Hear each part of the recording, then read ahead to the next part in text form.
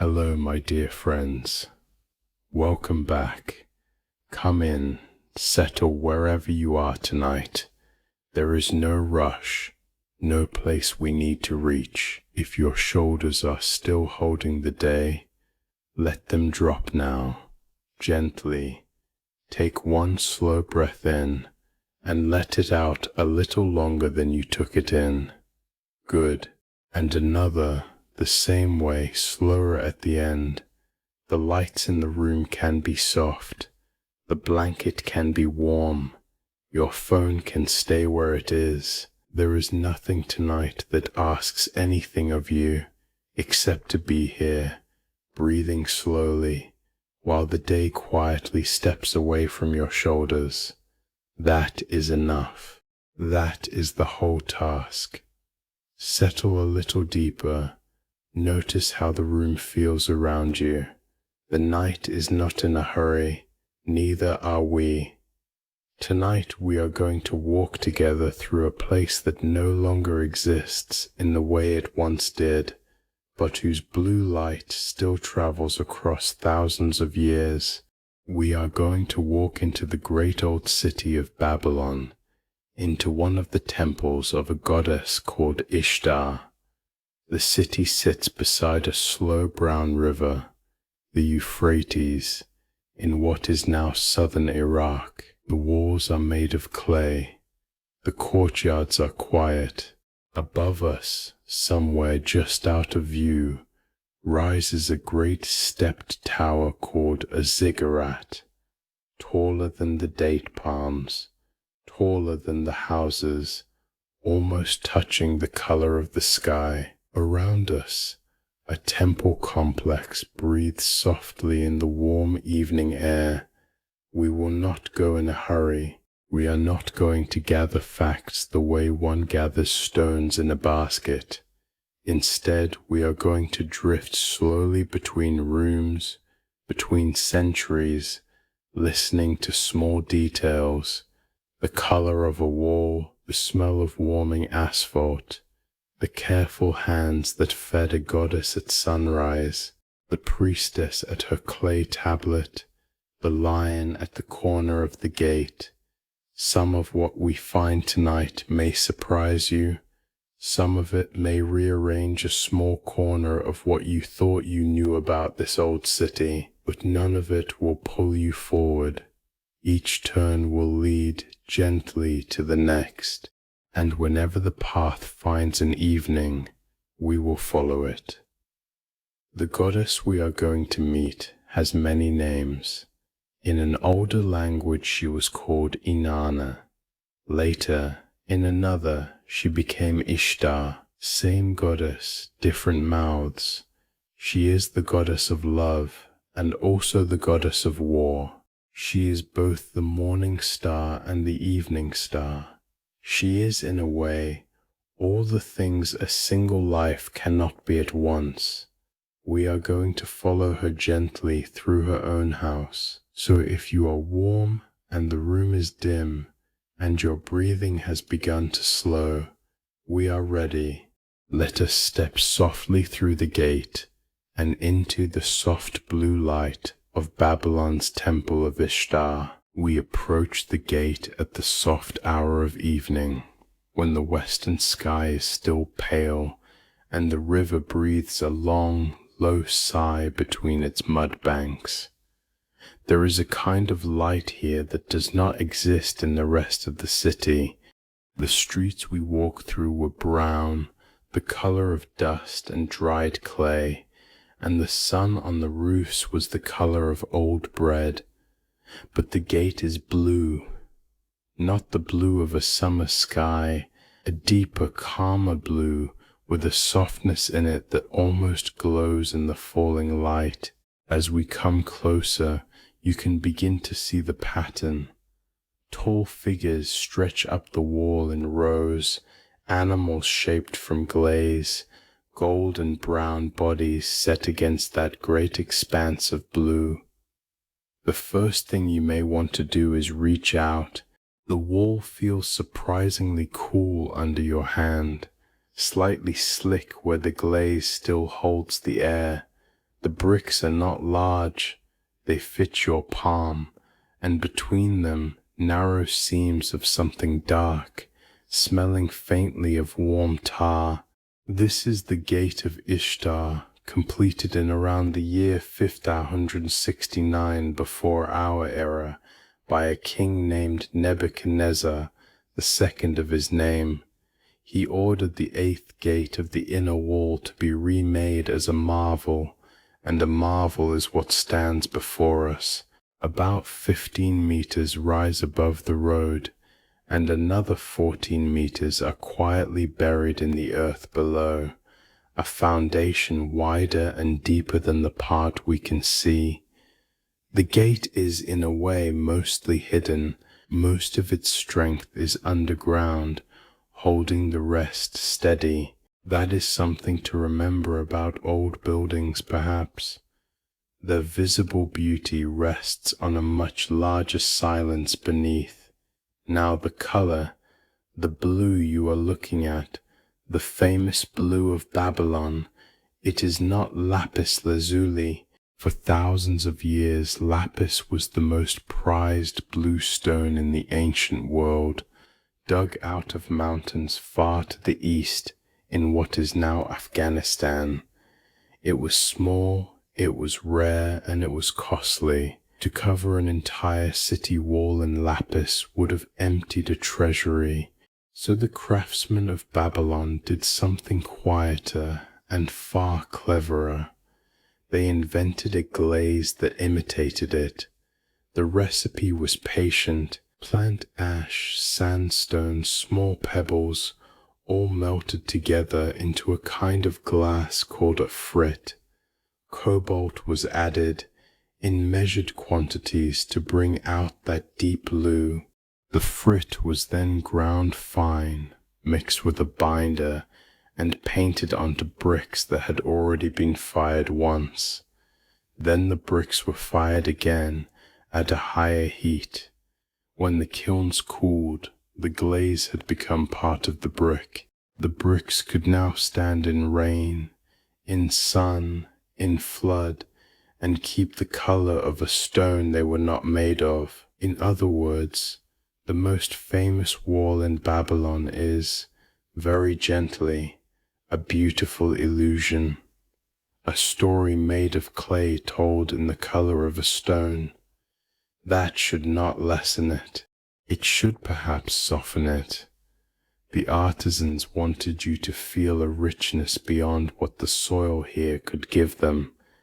They could not bring you the stone, so they brought you the feeling of the stone. And here, at twilight, with the day slipping behind the river, it works.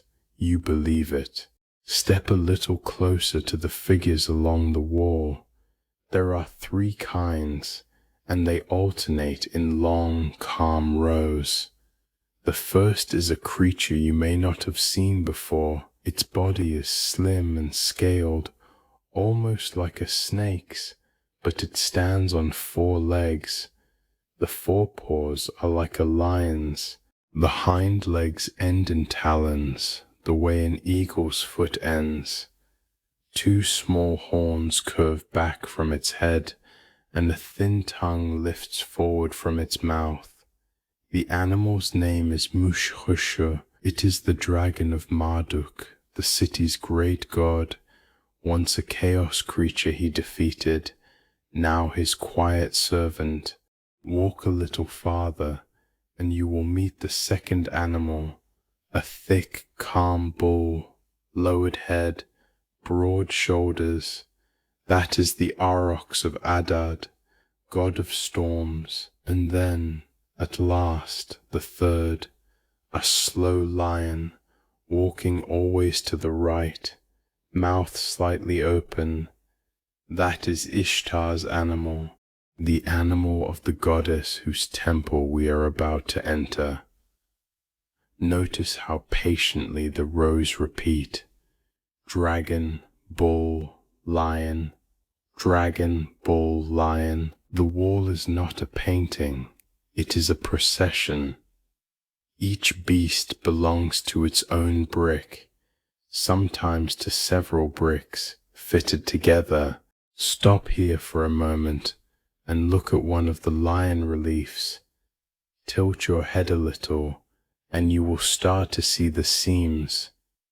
The lion's mane is not painted across the surface. The mane is itself a small group of bricks set carefully against bricks that hold the body, the legs, the curl of the tail. Each piece was shaped first, fired once, glazed by hand, fired again, and then carried to the wall. There masons fitted them together like a quiet puzzle, sometimes working from numbered marks on the back of each brick, sometimes from sketches on a tablet. The seams between bricks are very thin, often just 1 to 6 millimeters, and in those thin lines you can smell the bitumen, the natural black asphalt of the river country. Bitumen seeps from springs along the Euphrates. The Babylonians collected it, warmed it, and used it as one of the world's oldest waterproof glues. It seals the bricks together, holds out moisture, holds in color.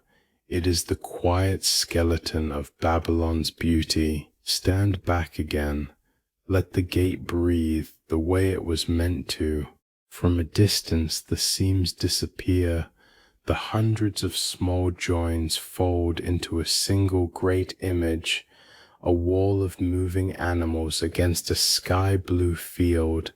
The eye reads it as a whole. You forget how it was made. That is the point of the craft. The work is hidden, so the wonder is not.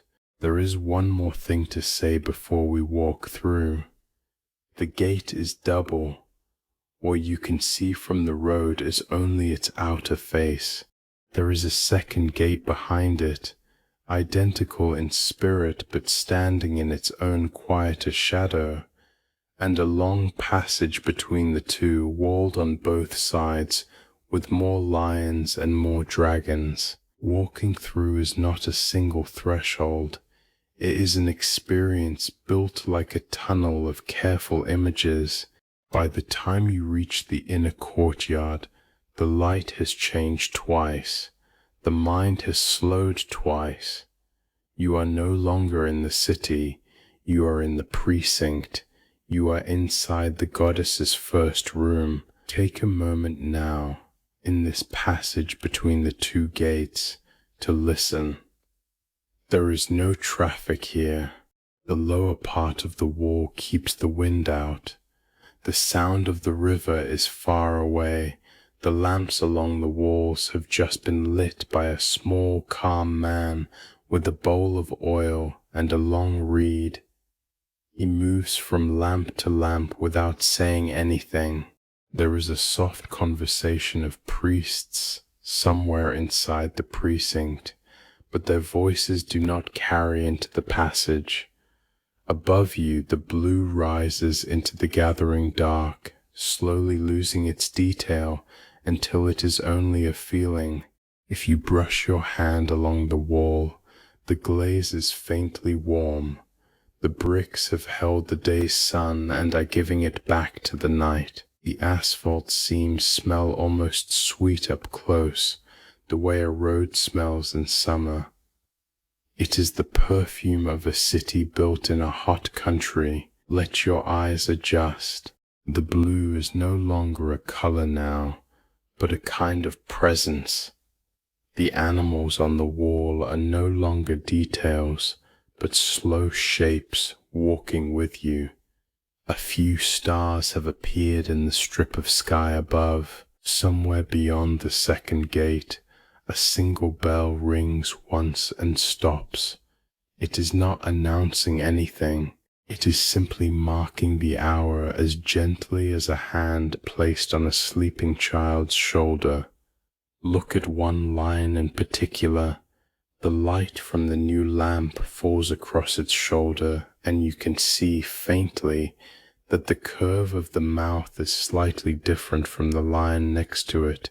Stand a few steps to the right, look again, and that lion too is very faintly its own. The carvers gave each animal a small individuality, even though they were meant to be a single repeating row.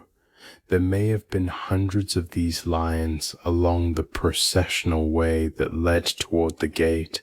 Each one was a small act of patience by a craftsman whose name we will never know. They worked perhaps for a few coins of silver, perhaps for a place in the temple kitchens. They worked in any case knowing that no single passerby would ever stop to compare, and yet they kept the small differences in. That is one of the quiet beauties of this wall. Its repetition is not lazy. Its repetition is alive. There is a small detail of this gate that travelers often miss. Down by the foundation, on certain bricks, the king's name is pressed into the clay. Nebuchadnezzar II, son of Nabopolassar, king of Babylon. In some places he calls himself the rebuilder, the restorer, the one who made the city as it should always have been. In others he is more modest, simply the servant of the great gods. The same hand that ordered an army to march also ordered these names to be small and to face the earth. You can almost picture a craftsman pressing the stamp into a soft brick at the kiln yard, then setting the brick aside to dry, never imagining that 25 centuries later we would be standing here noticing it. Think about how this gate would have been used in its time. Most days you would have come through it as a citizen, a merchant carrying figs to the river docks, a potter delivering bowls to one of the temple kitchens, a young woman bringing a small offering wrapped in linen. The blue of the wall was not yours alone, it was the city's. Everyone passed beneath it, and many would have stopped sometimes to touch one of the lions, or to whisper a small prayer to the goddess, the way one might pause at a corner shrine. The gate was not a museum, it was something between a road and a temple, with all the ordinary life of a city flowing through it. But on the high days of the year the gate became something else. A great procession would form along the avenue that led to it from the south. The road was wide enough for 3 chariots side by side, and it too was paved with patterned brick. Priests in long robes carried the cult statues of the gods, lifting them slowly in measured steps, while drums and flutes kept the pace gentle and steady. Crowds lined the walls. The blue glaze caught the sun and gave it back as a kind of cool light, the way a still pool gives back a sky. The lions seemed to walk with the procession, the dragons watched, the bulls held their ground. Even today, in our quiet evening, you can feel a faint echo of those processions in the air of the passage, as if the bricks remember the footsteps that passed through them year after year, century after century. Move now to the second gate. Pass beneath the inner threshold. The animals end. The wall opens, and before us, the precinct of the goddess begins to take its shape. There are courtyards paved in pale brick, scattered with low altars and offering tables. There are smaller doorways branching off into rooms whose use we do not yet know. There is the soft sound of water somewhere, perhaps a basin, perhaps a small canal. The air is warmer here than outside, almost as if the courtyard remembers the day longer than the streets do. We will not run. We will not gather everything at once. We have all night. Long before this gate ever shone its blue against an evening sky, Others had spoken of Babylon, and their words were not always kind. To find the goddess as she truly was, we will first have to gently set aside the rumors of those who saw her from the outside. And so, as the lamps along the wall settle into their slow burning, let us turn for a while toward the strangers who came, looked, and wrote her down. Long before any of us came to stand in this courtyard, other strangers came too, and unlike us, they came from far away with their own languages and their own assumptions, and they wrote what they thought they saw. We are going to walk gently with one of them now, partly because his words have shaped this city's reputation for nearly 2,500 years, and partly because much of what he wrote turns out, in the calm light of modern scholarship, to be a kind of beautiful misunderstanding. His name was Herodotus. He was a Greek, born in the city of Halicarnassus on the coast of what is now Turkey in the 5th century before our era.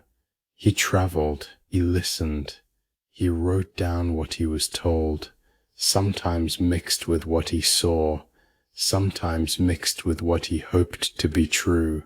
He has been called the father of history. He has also been called, less kindly, the father of lies. Both are a little fair, and both are a little unkind. Like most travelers, he was somewhere in between. He came to Babylon, or said he did, sometime around the year 450 before our era. By then this city was already old. Nebuchadnezzar's Ishtar Gate was nearly 100 years past its first firing. The city had passed from one empire to another, but the temples still stood, and the priests still moved through their daily work, and the river still ran. Herodotus walked through that world. He noticed many things.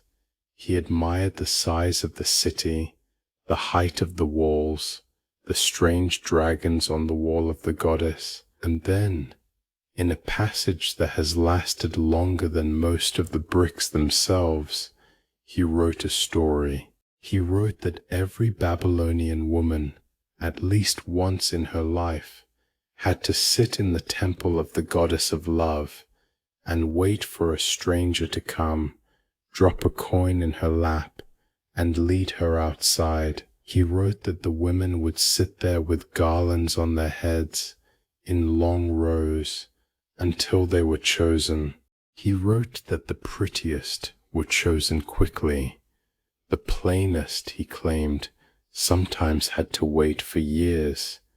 And he wrote, with a tone of disapproval, that this was a sacred custom demanded by the goddess herself. If you are hearing this for the first time, you may feel a small jolt. Maybe you have heard of Babylon as a place of strange and wild rites. Maybe a film, a book, a sermon, a song has, somewhere in your memory, used Babylon as a shorthand for indulgence, for excess, for moral fall. The word itself has a slightly heavy sound. Babylon. There is a Bible verse that calls it the mother of harlots.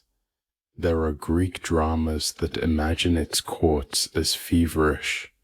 Almost all of that long shadow began with this single passage. A traveler, in a wax tablet, in a Greek hand, sometime around 450 before our era, from him to Strabo, from Strabo to the Romans, from the Romans to the early Christians, from there into Renaissance art, into Victorian poetry, into modern reggae lyrics. The road is long, and Herodotus stands at the beginning of it.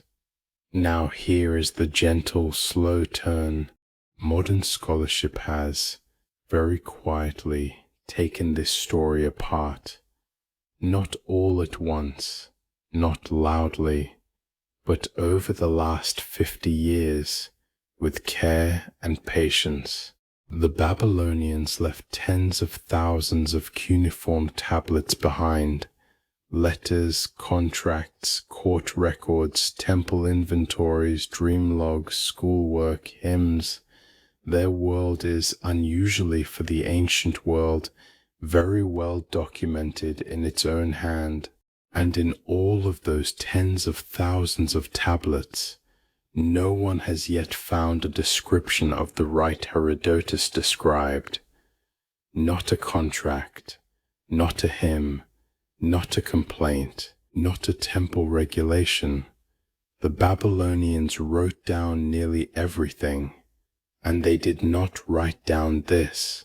A scholar named Stephanie Boudin published a book in 2008 called The Myth of Sacred Prostitution in Antiquity. In it she walked through every passage in every ancient writer, every archaeological claim, every modern restatement of the rite. She found, again and again, that the chain of evidence ended where it began, with a Greek looking at a foreign people and writing what he believed must be the case, given how strange they seemed to him. Other scholars like Julia Assente and Daniel Arnau have come to similar conclusions from different angles. The picture that has emerged is not a final answer, but a careful empty space. Whatever happened in Ishtar's temple, it was almost certainly not what Herodotus described. So what did happen? That is harder to say cleanly, which is the honest part. There were women associated with the temple of the goddess. There were rituals, small offerings, blessings of newborns, songs at certain hours, perhaps gentle rites for fertility, for safe childbirth, for the sweetness of a marriage. There may have been certain ritual roles that involved a specific kind of intimacy, but if so, they were narrow, defined, and very different from the lottery of strangers Herodotus pictured. He was perhaps half right about the sound of something, but wholly wrong about its shape. It is worth pausing here for a moment, because what we are seeing is not just a single story being corrected. We are seeing how reputation moves. A traveler writes a vivid scene. The scene is repeated. The scene is repeated again. By the third or fourth repetition, no one is checking. The scene becomes the city. Babylon, in the European imagination, becomes the place where this scene happens. And so a real city, with its quiet potters, its priestesses keeping accounts on tablets, its astronomers on the rooftops, its grandmothers folding linen for the goddess at sunrise, becomes a kind of fevered painting in someone else's mind. It helps to picture Herodotus's situation honestly. Imagine arriving in a foreign city after weeks of travel. You do not speak the local language well. You are dependent on guides who themselves may be foreigners and who themselves may be repeating stories they were told by other foreigners. You see women in white linen entering and leaving the temple.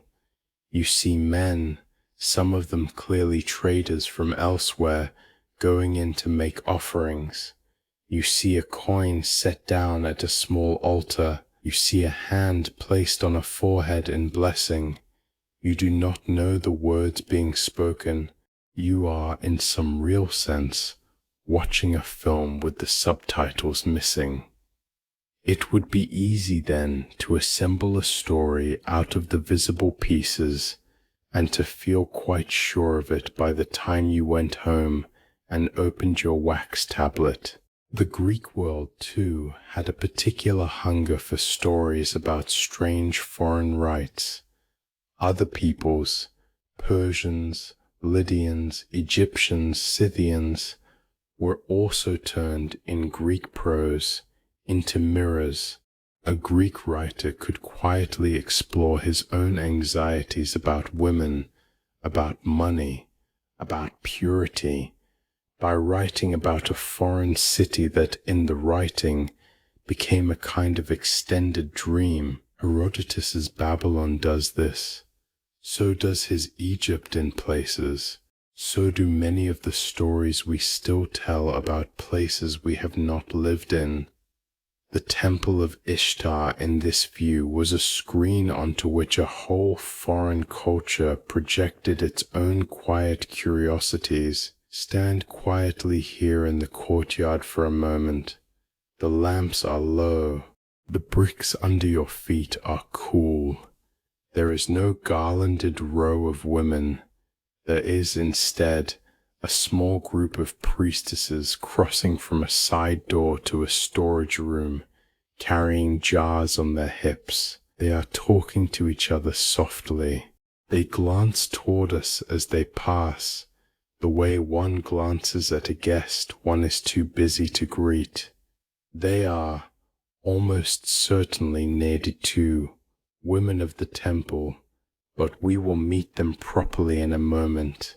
For now, simply notice that the real life of this place is small, ordinary, careful, and almost completely unlike the story we may have heard. This does not mean the temple was not strange in its own way.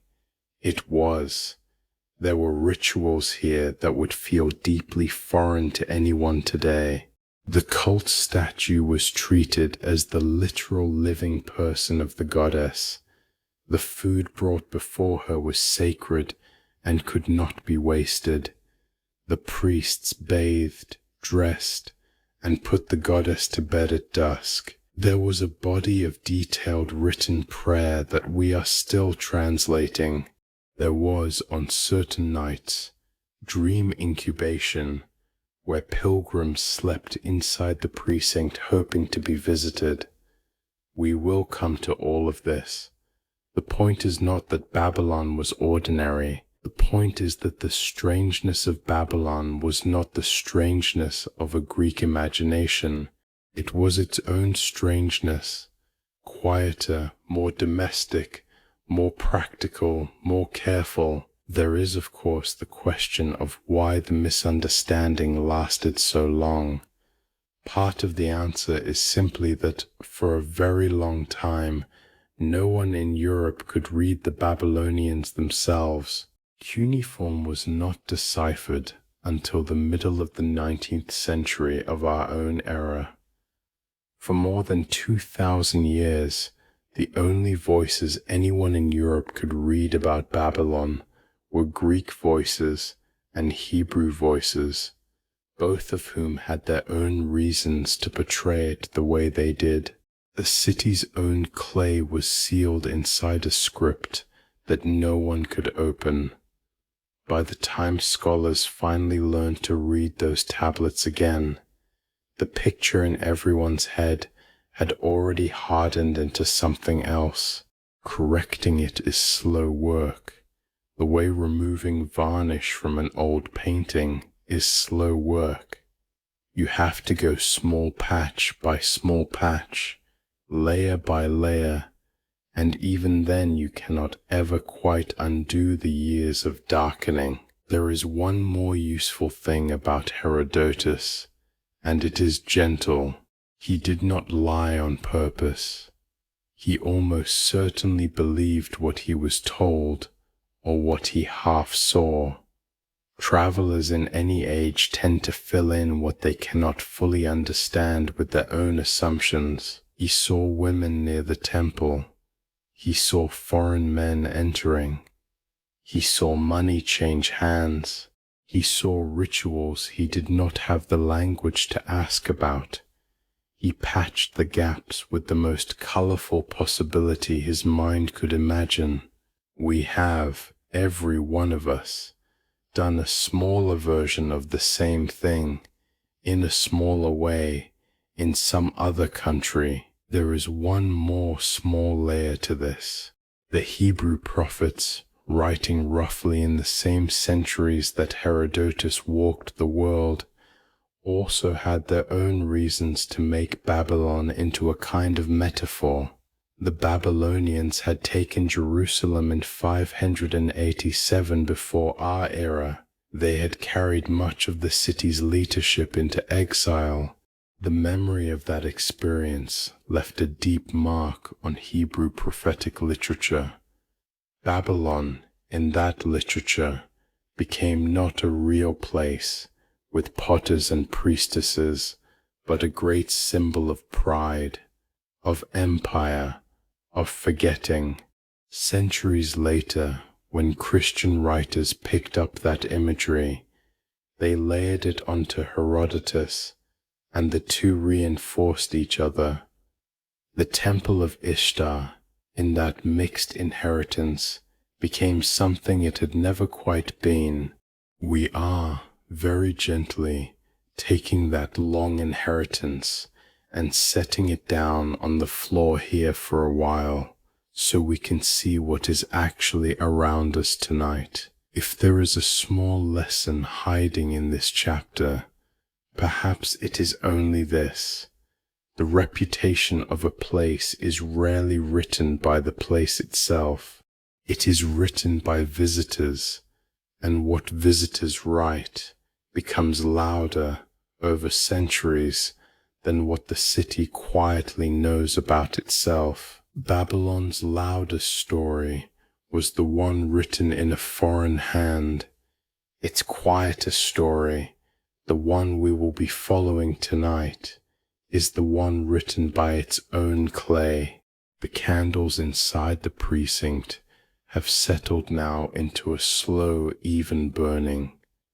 There is the faint clink of a jar being set down somewhere along the wall. The door, somewhere deeper in, has closed without sound. And so as the long shadow of the visitor begins, very gently, to lift away from this courtyard, let us turn at last toward the women who actually lived this life, the daughters of priests and merchants who entered the temple at 15, and who in their quiet rooms may have been keeping the world's first careful records of money, land, and care. The women who passed across the courtyard a moment ago, the ones in white linen carrying jars on their hips, let us follow them gently at a distance, the way one follows a thread back to its quiet beginning. They are turning into a long colonnade now, lit at intervals by oil lamps set in small niches. The walls here are whitewashed, almost cool to the eye after the deep blue of the gate. The lamps burn slowly, with a soft, almost waxy light. We are entering a part of the precinct that visitors usually never saw, the Gogu, the Cloister, where the women of the temple lived and worked. The Akkadian word nadi too can be translated awkwardly as fallow woman, the way a field is fallow, set aside from ordinary cultivation. It is not a perfect word in English, but the shape of it is clean. These women were dedicated to a deity. They lived together. They did not bear children. They kept their own quarters within the temple grounds. And in the records we still have, especially from the city of Sippar, just upriver, we can follow their daily working lives in remarkable detail. A young woman might enter the cloister around the age of 15, in a ceremony held in the spring. The festival was called Subut Shatim, the 7th of the year. Her family would have arranged it months earlier. They had to provide a written guarantee of her support, a kind of dowry that the cloister would administer on her behalf. There were prayers, gifts, the cutting of certain offerings, the formal handing over of a seal. From that day she was a Naditu. She had crossed a quiet line. She would, in the usual case, never marry. She would never have a child.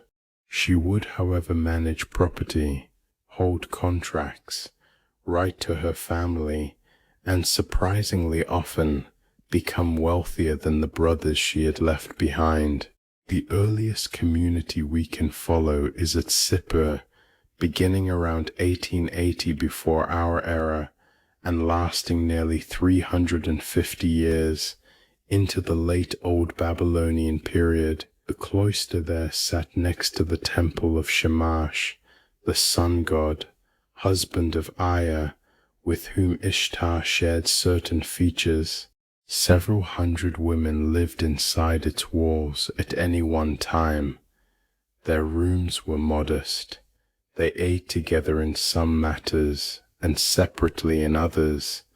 They had servants, sometimes slaves, often shared, and they kept their own clay tablets, written in a quick, practical hand, letters, contracts, lawsuits, inheritance disputes, requests for new sandals, complaints about a broken roof. What is most surprising about these tablets is the economic activity they record.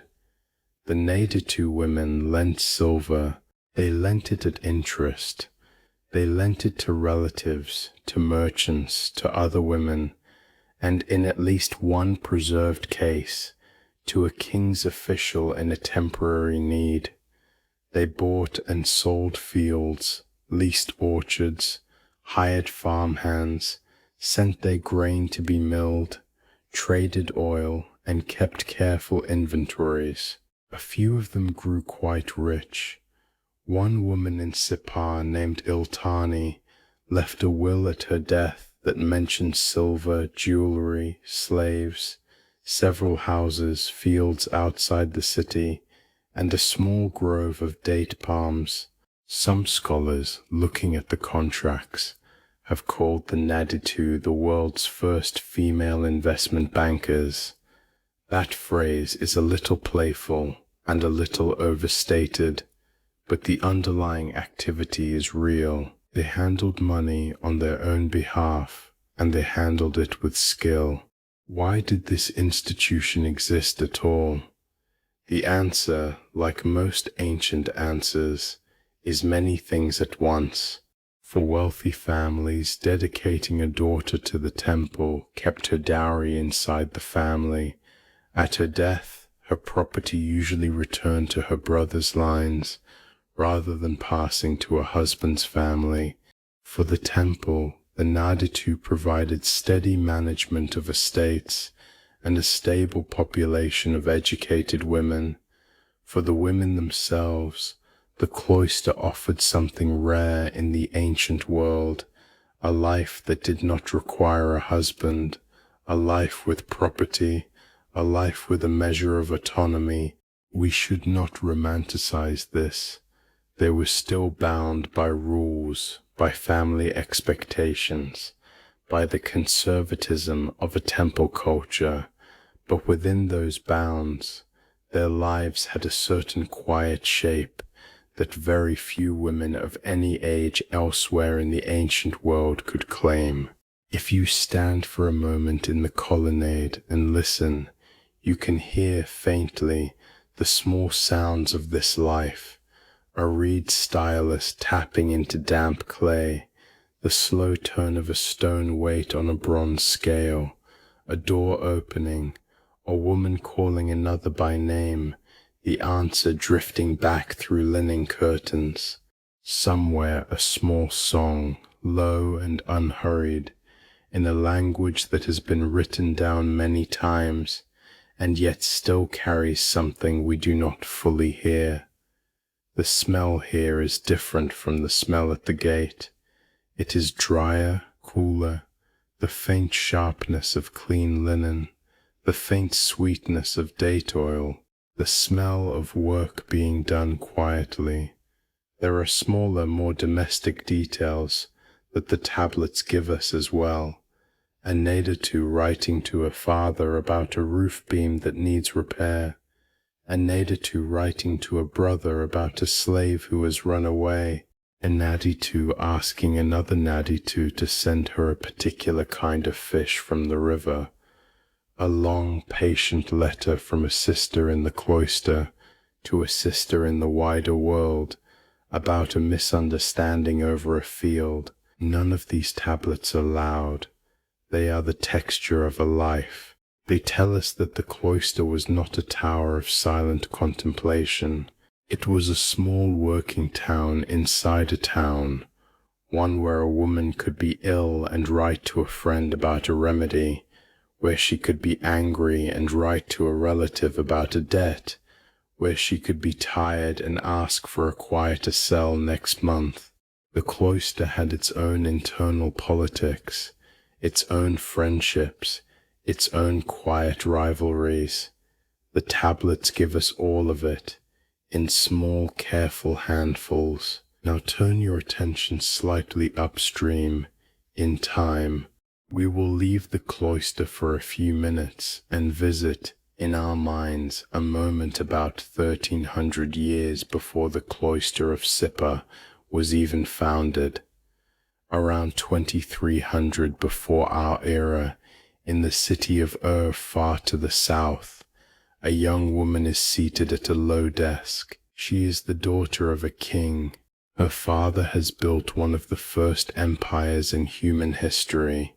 He has appointed her to the highest religious office in the southern part of his empire, high priestess of the moon god Nana, but also a poet of the goddess Inanna, the older Sumerian name for the same goddess we will meet here as Ishtar. Her name is Enheduanna, and she does something remarkable. She writes, not the dry inventory of a scribe, but actual hymns in the first person, naming herself in the text. I am Enheduanna, the high priestess of Nana. This sentence, or something very like it, is the first time in human writing that we hear an author claim her own work. Before her we have many texts but no named writers. After her we have a long line.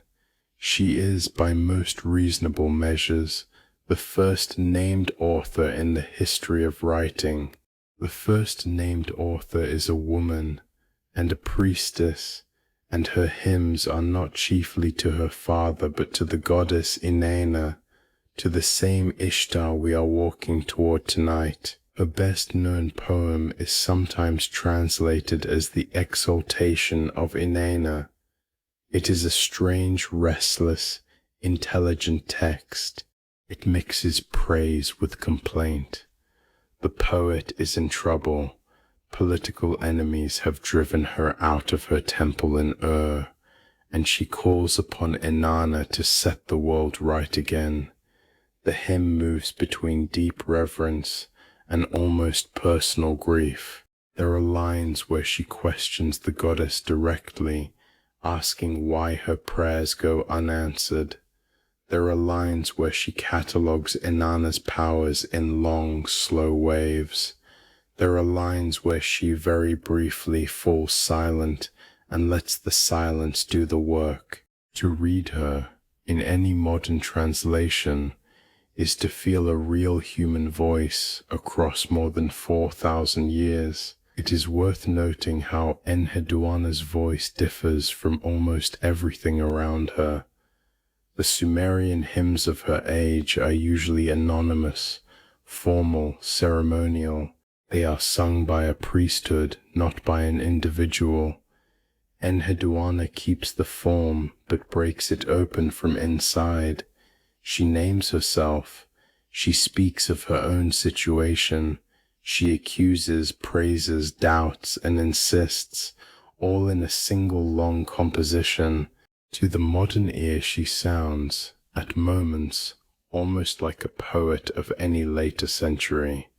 She is in a sense the first writer to do something that we would now call literary, to use the form of a hymn to say something only she can say.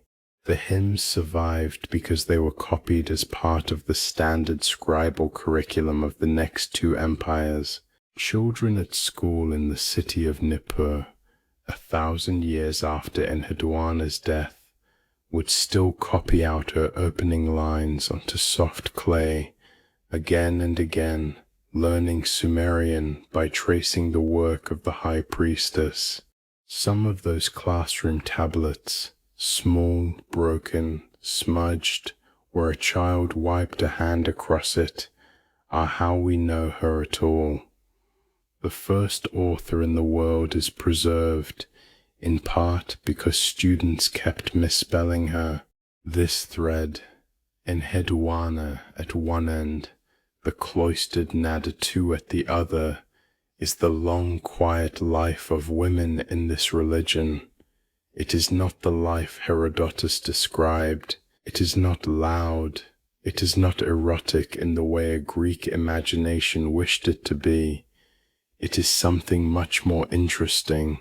Women writing, women managing land, women holding seals, women preserving the careful inner work of a temple, generation after generation, across the rise and fall of empires. The wealth of the temple, in real terms, was not the gold on the goddess's clothes. It was the patient handwriting of these women on tens of thousands of tablets, holding the record together. There is one more small detail of Enheduanna that has only recently come to wider attention. A round disc of alabaster found at Ur in the early 20th century shows her in low relief. She stands in a procession in front of an altar with attendants behind her, wearing the long robe and tall round cap of a priestess. Her name is inscribed on the back. The disc is broken, half of her face is missing, but the half that survives is calm and composed, looking forward, slightly inclined toward the offering being made. A face from 43 centuries ago, looking at us with the same patience with which it once looked at a goddess. It is now in a museum, in a quiet glass case, with her name beside it. The first author has a face, not a complete one, but a face. That is a small wonder of its own. If you turn your eyes back to the cloister now, the lamps along the wall are settling into their long, even burning. One of the women has stopped to greet a small child carried in by a visitor, perhaps a niece, brought for a blessing, perhaps a young scribe arriving for an apprenticeship. The greeting is brief, almost wordless. The hand on the child's head, the slight bow, the smile that does not quite reach the goddess but reaches the child instead. The visitor moves on. The Naditu returns to her work. Now imagine in a quieter inner room far from the cloister, a far stranger ritual is beginning. A handful of priests are washing their hands in a wide bowl of warm water, drying them in linen, and preparing trays of food. The food is simple: bread, dates, milk, lamb stewed with onions, a cup of beer. They are setting these trays in a precise order on a long table in front of a curtain. Behind the curtain, in the half-darkness of an inner sanctuary, the goddess herself is about to sit down to dinner. And so, as the lamps in the cloister settle and the colonnade grows quiet, let us follow the trays. The trays move slowly down the corridor. Each tray is balanced on the open palm of a priest who walks in soft sandals across cool brick. The corridor is narrower here, and the air carries the gentle layered smells of the kitchen, bread cooling, dates warming, the slow simmer of mutton in onion and a little fat. There is no hurry in the movement.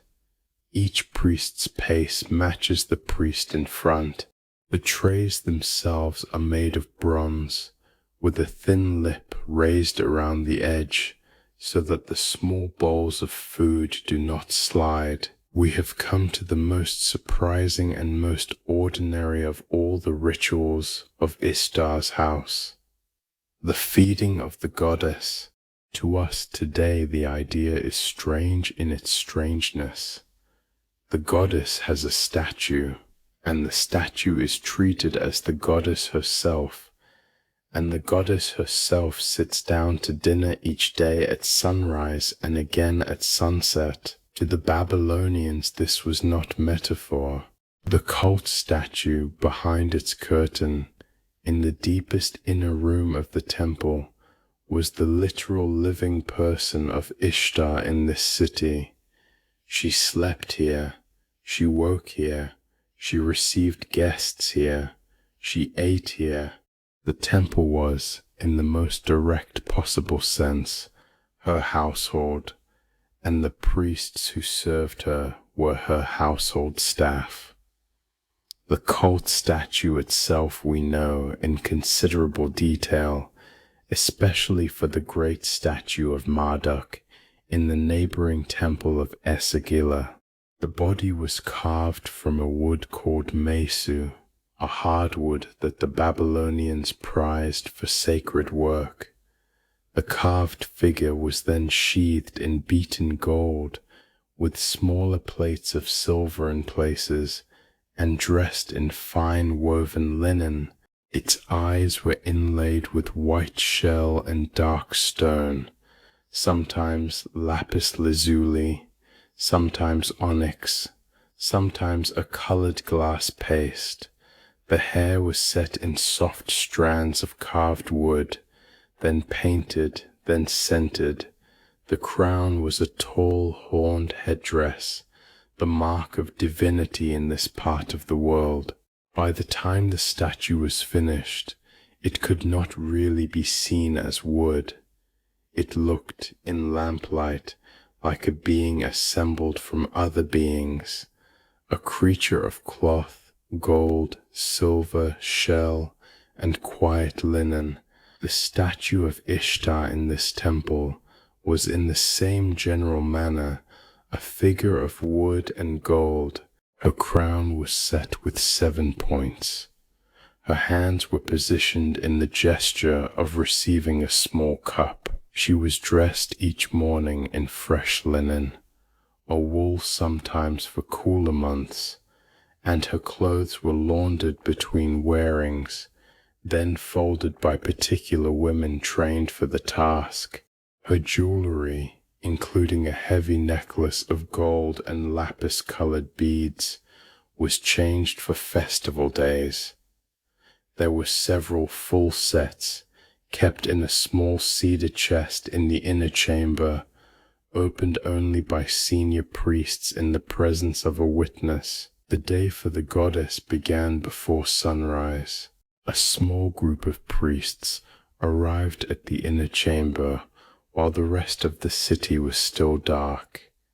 They unbarred the chamber's door, which, in some Babylonian temples, was inscribed with prayers along the lintel, and entered with bowls of warm water and folded linens. The statue was washed, the eyes wiped, the hands wiped, the feet wiped. The night clothes were removed, folded, set aside for cleaning. Fresh clothes were put on. A small song was sung in the older Sumerian language, which was no longer spoken on the streets, but which remained, like Latin in later centuries, the language of the most sacred prayers. By the time the eastern sky began to lighten over the river, the goddess was ready for her morning meal. The meal itself was not symbolic in size. It was a real meal. Several rounds of bread, fresh from the temple ovens, a small bowl of stewed lamb or fish in oil, a larger bowl of mashed dates with honey, cheese, a cup of beer, sometimes a cup of wine for festival days, water flavored with crushed myrtle leaves. Each item was set in a particular order on a low table in front of the statue, behind a curtain of woven linen embroidered along the edges with small repeated patterns of stars and rosettes. The curtain was drawn shut. The priests withdrew. The goddess was, in the religion's understanding, eating. After a quiet interval, the curtain was opened again. The food, untouched in any visible way, was carried out, but not wasted. This is perhaps the most quietly practical detail of all. The food that the goddess had blessed by her presence was now sacred. It was carried still on its bronze trays, out of the inner chamber, through the corridor we walked along, and into a smaller room where it was redistributed. Senior priests received certain portions. The king received certain portions when he was in the city. They were sent under linen cover to his palace by quiet runners. A few portions went to the temple of Marduk next door, exchanged for portions sent the other way. The point was not to throw the meal back into the street.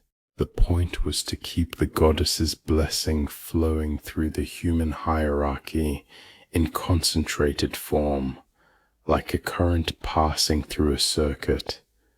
To eat a portion of the goddess's meal was to receive, in your own body, something of the day's ritual. There is a small, almost domestic detail about all of this that often surprises modern listeners. The priests serving the meal were not only ritual specialists, they were also in many ways a household staff. They had to know how to keep linen white in a dusty climate. They had to know how to keep beer fresh in summer.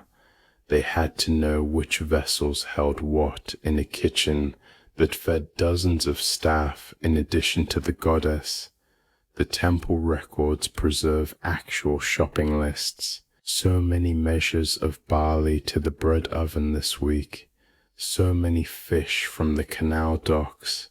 So many pots of date syrup. The same lists also include orders for special items needed only for festival days. Gold leaf to refresh a worn fold of the goddess's crown. A particular kind of imported cedar for a small repair to a chamber door, a quantity of frankincense for a ceremony 3 weeks off. The temple was, in everyday terms, a very carefully run estate. A very carefully run estate. A second detail is the question of who actually prepared the food. The cooking was not done in the inner chambers. There were temple kitchens, set away from the holy spaces, with their own ovens, their own water supply, their own staff. Many of the cooks were temple servants of long service, sometimes children of staff, who had grown up inside the precinct. The recipes were stable from year to year. Certain dishes were prepared only on certain days. Certain breads, particularly a small round flat bread called a kalu, appeared on the goddess's tray every morning without fail. The cooks did not see the statue.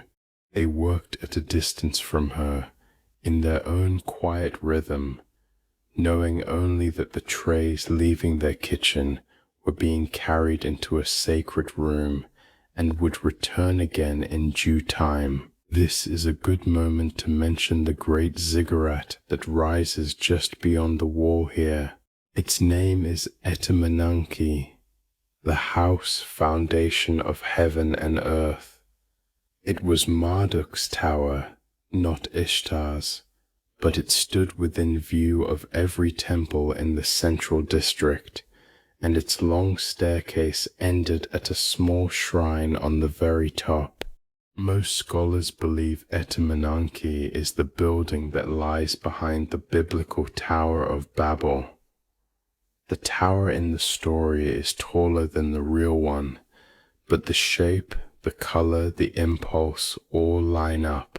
From the top, on a clear morning, you could see the river bend in two directions, and the date palms scattered like pinheads, and the two great processional avenues running north and south through the inner city. We will return to the ziggurat later tonight, when we follow the astronomers up its stairs. For now, simply notice that it is there, just beyond Ishtar's wall, and that the whole religious city was built around the idea of a careful staircase between one world and another. The temple of Ishtar herself had its own inner geometry. There was an outer courtyard where pilgrims could leave small offerings on low altars, a barley cake, a clay figurine of a goat, a copper bracelet. There was an inner courtyard where only the staff and certain initiated visitors could go. Beyond that, an antechamber to the Holy of Holies.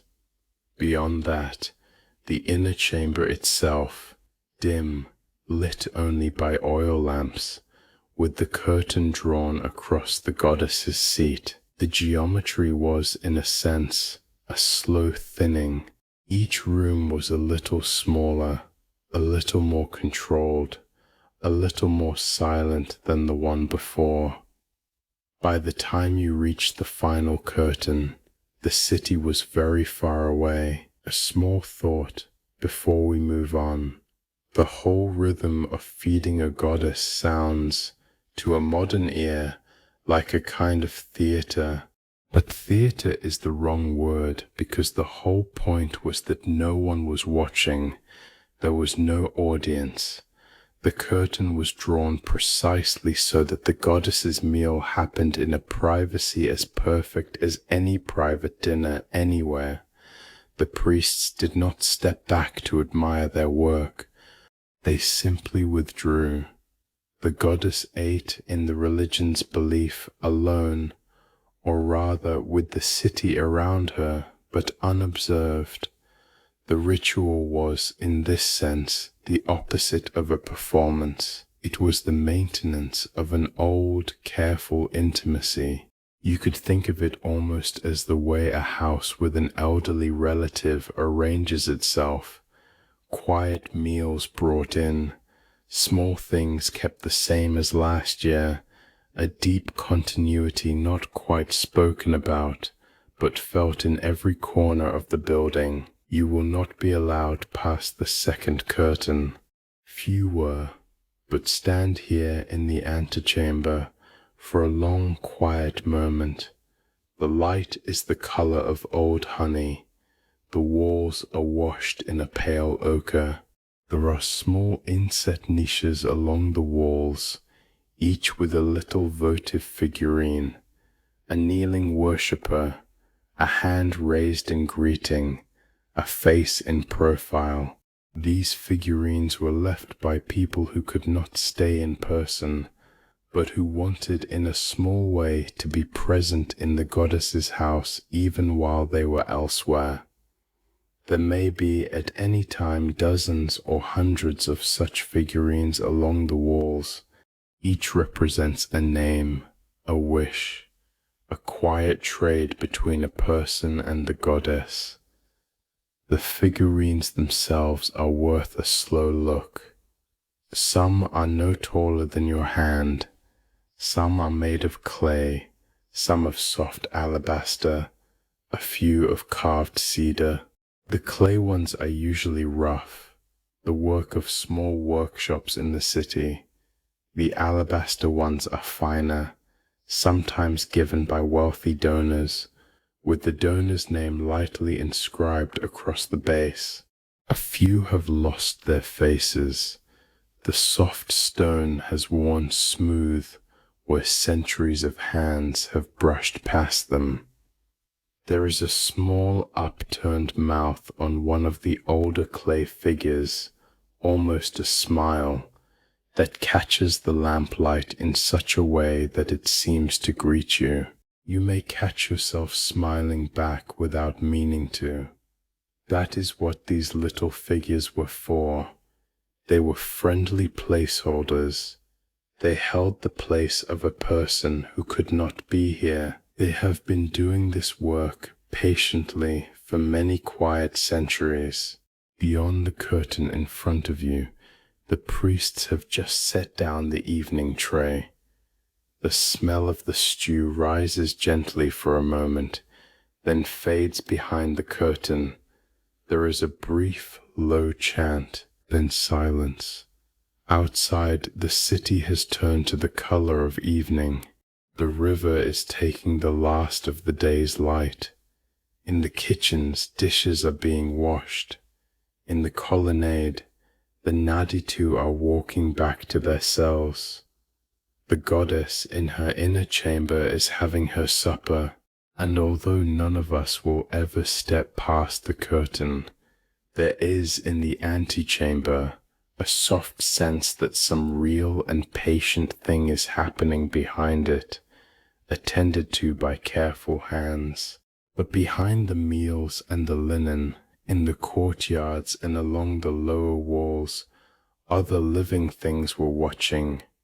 They were carved, and they were also at certain hours felt as more than carving. And so as the priests withdraw with the empty trays, and the evening settles into its long second half, let us walk for a while among the lions and the dragons of the temple precinct. The animals of the temple precinct are everywhere, once you start to notice them.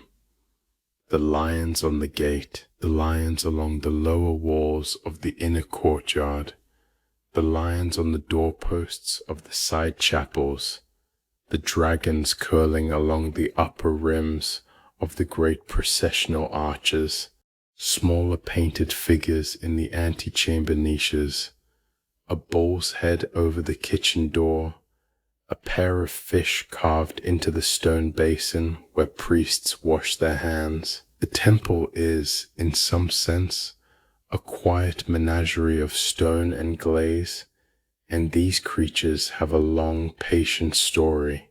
Begin with the dragon. Its proper name is Mushushu. The word in Akkadian means something close to fierce reddish snake, though the translation is imperfect. It is one of the oldest hybrid creatures in the religious imagination of Mesopotamia. Its body is long and slender, scaled like a snake's.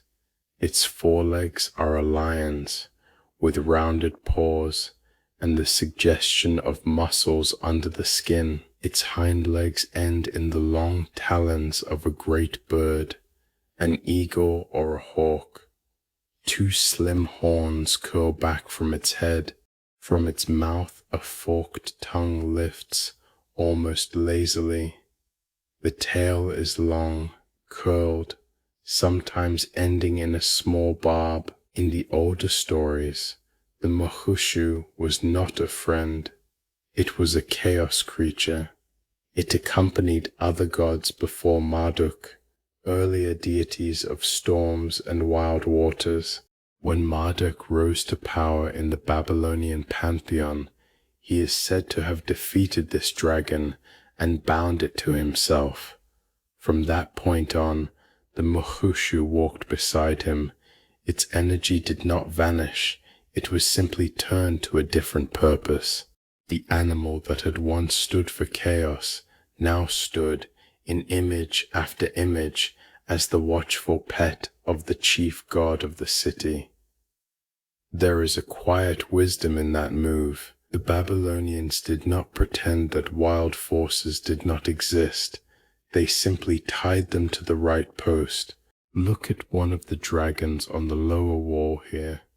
It is set into the brick at chest height, a long body in profile, its head turned slightly toward us. The horns are crisp, the tongue is clearly drawn, the talons are individually carved into separate bricks, fitted at the corners of the relief. The carver has given this animal a quiet self-possession. It does not threaten. It does not bare its teeth. It simply is. You can almost imagine it shifting its weight slightly when no one is looking. Children in this city, walking past such walls with their mothers, must have made small games of these creatures. Maybe one was named. Maybe one was patted on the nose for luck. The bricks under our hands have been touched by many small hands. Now turn to the lion.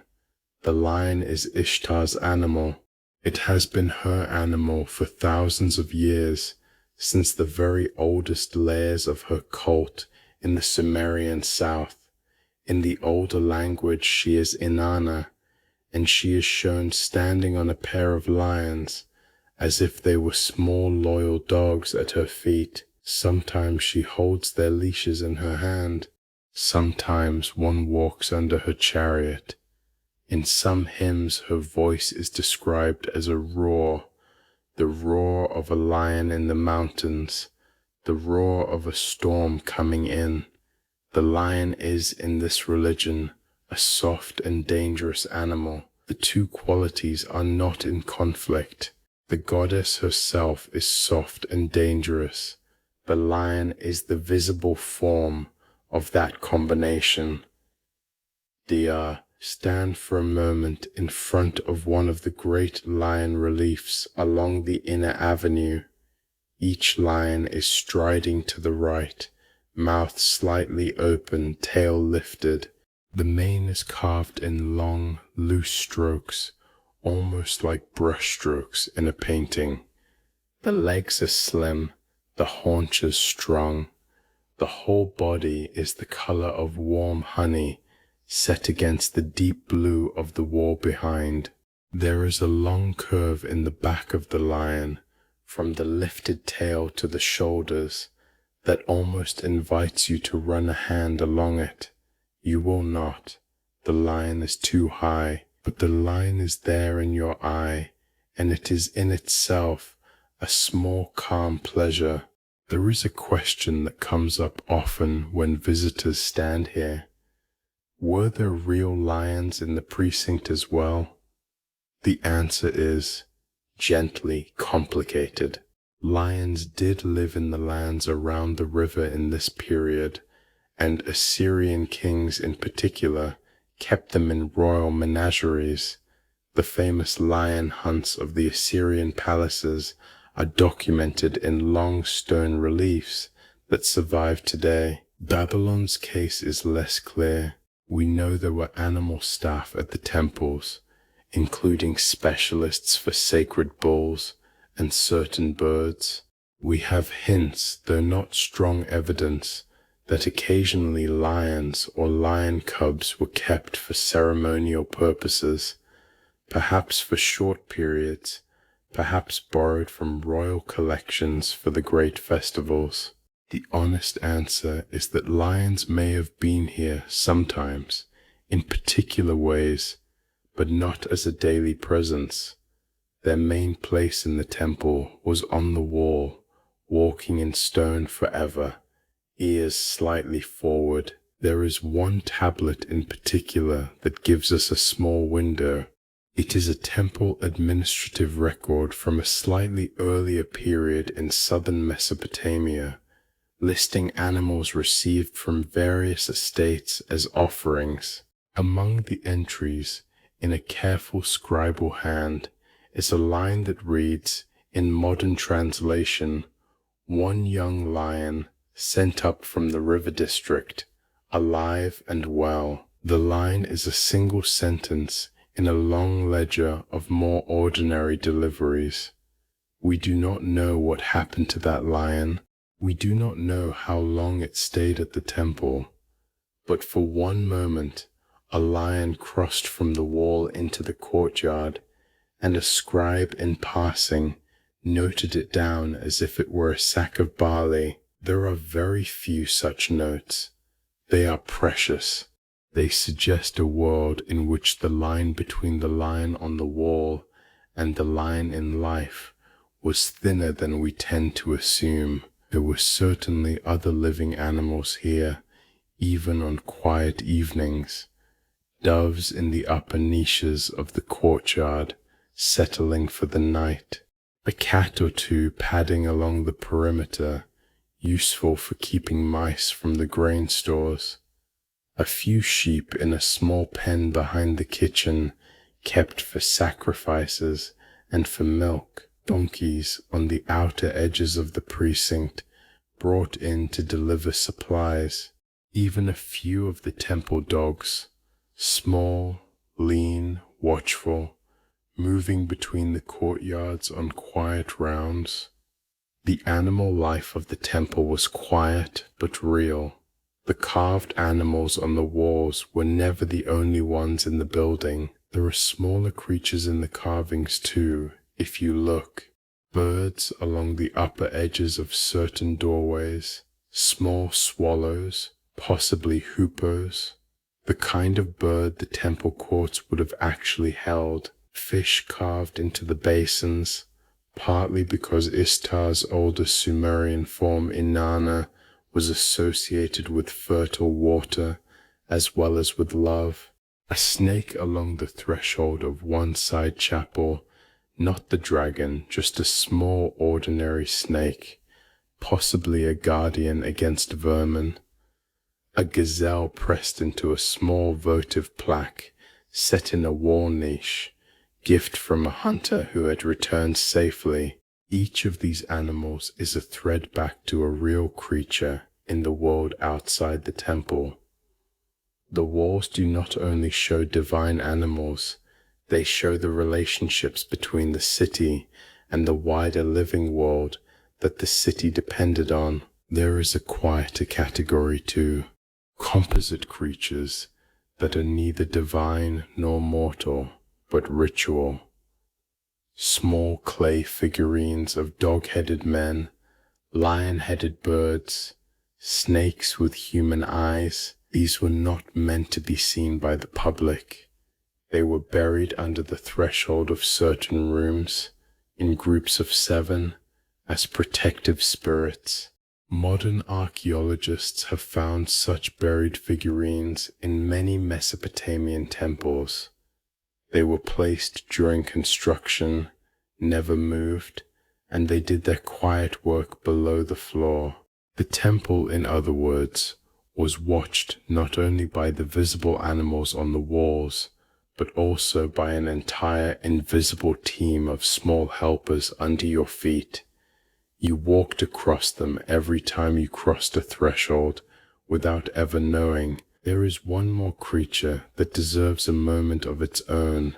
The bull, the aurochs of Adad on the gate, is the most famous version, but Ishtar herself had bull associations as well, going back to her ancestral form Inanna. There are texts in which she calls herself the wild cow of heaven, a very old, very physical image.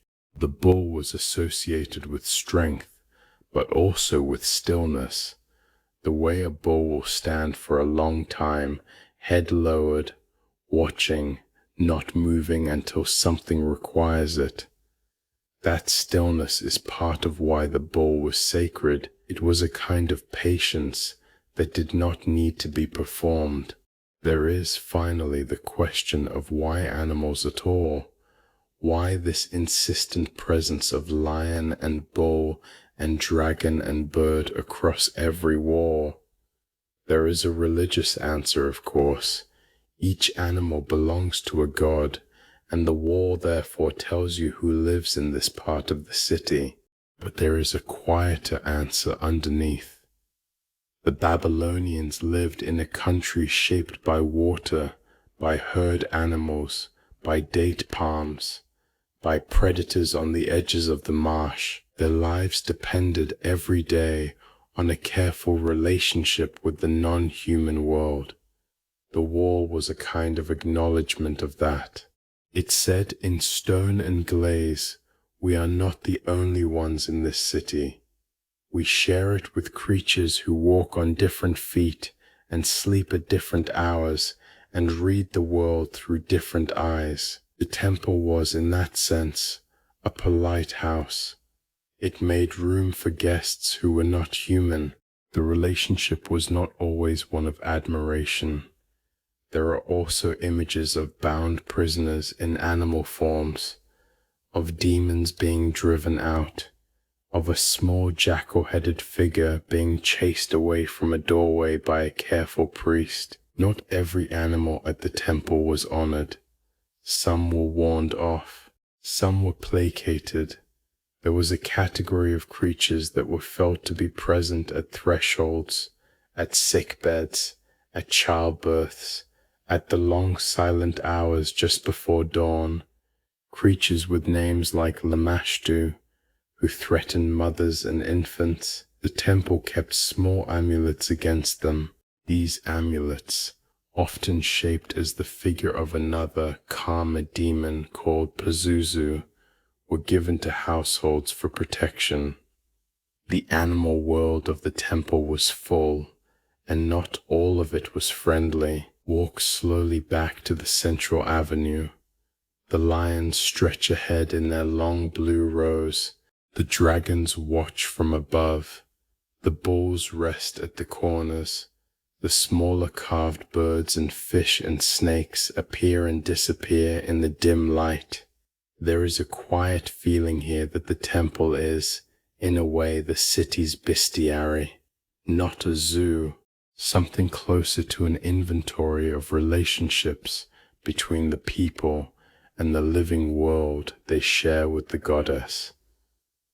If you stand still long enough on this avenue, the carved animals begin to feel less like decoration and more like company.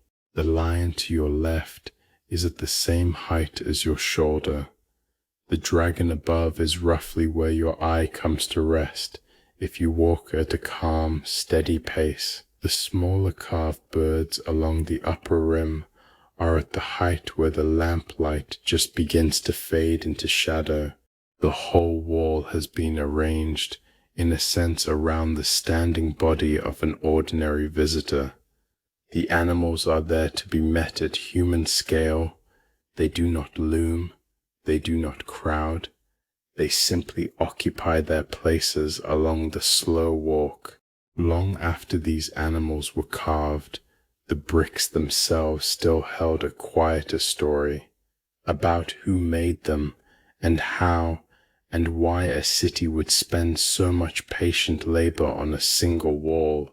So as the dragons fade gently into the rising blue of the upper dark, let us turn now to the workshops where every brick of this temple began. Step now across the inner courtyard and out through a side gate that the public does not usually see. We are entering a long open yard at the back of the temple complex, half workshop, half storage. The smells change here. The clean linen and warm stew give way to the deeper, darker smells of fire, of clay, of warmed asphalt, of fresh straw. 3 large kilns are set in a row along the inner wall, their domes still warm from the day's last firing.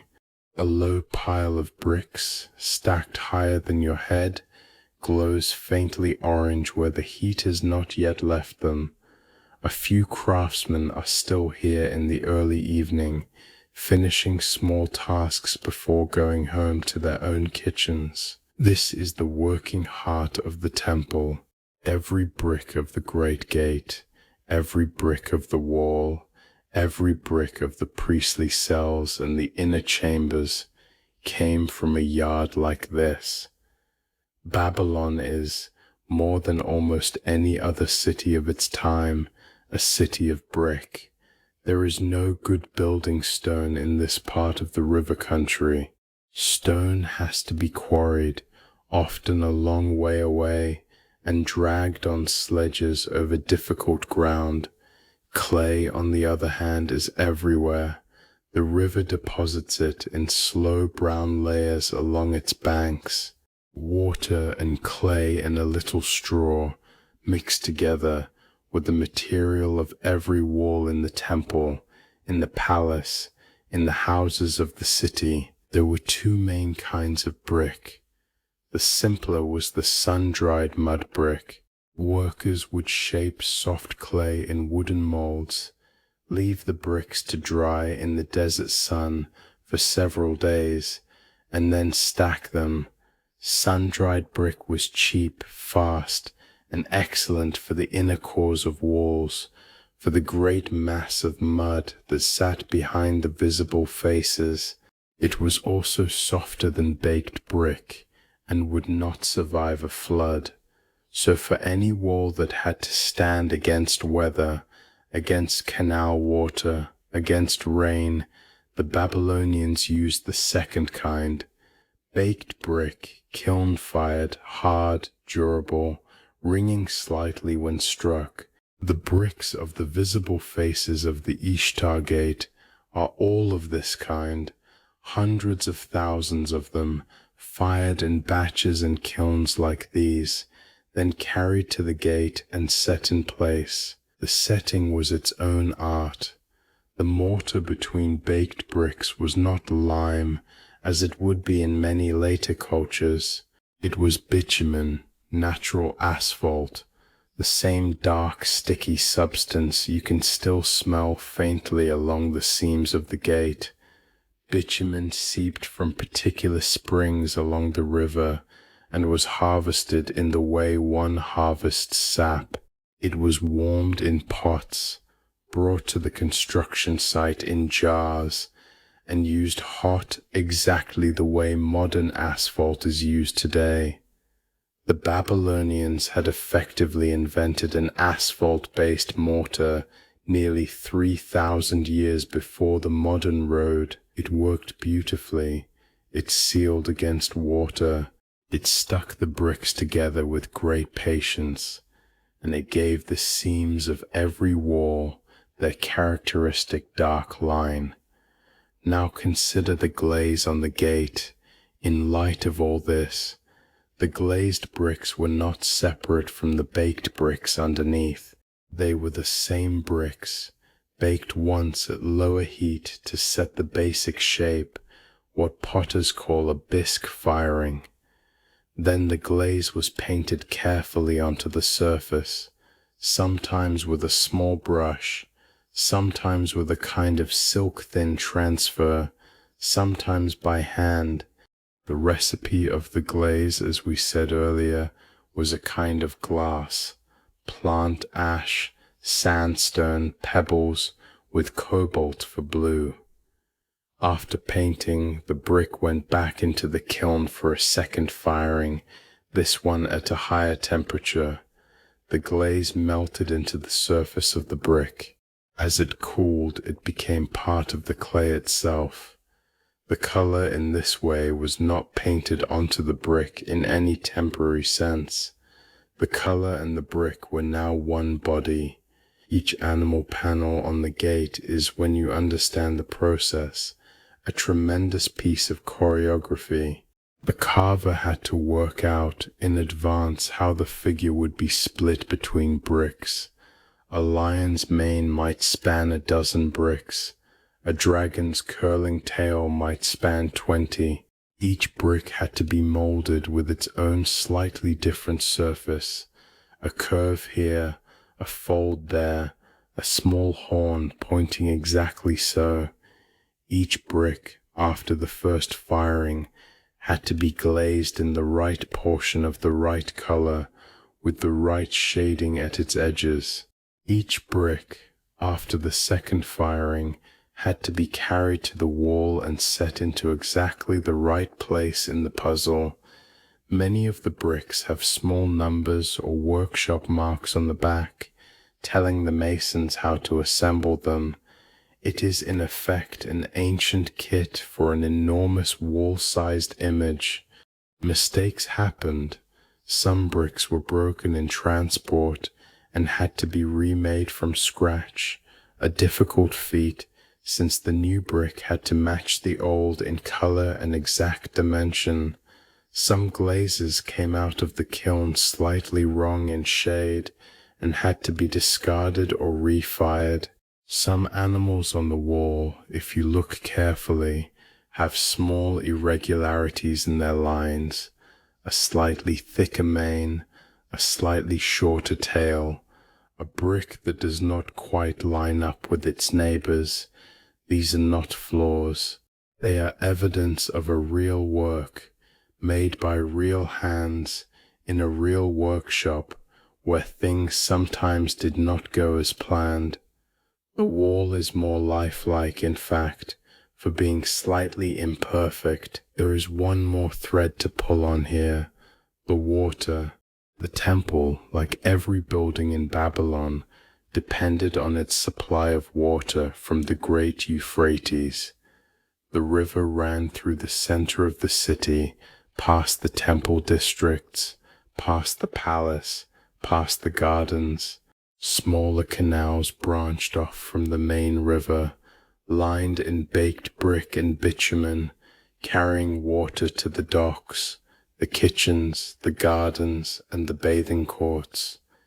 The temple of Ishtar had its own canal connection.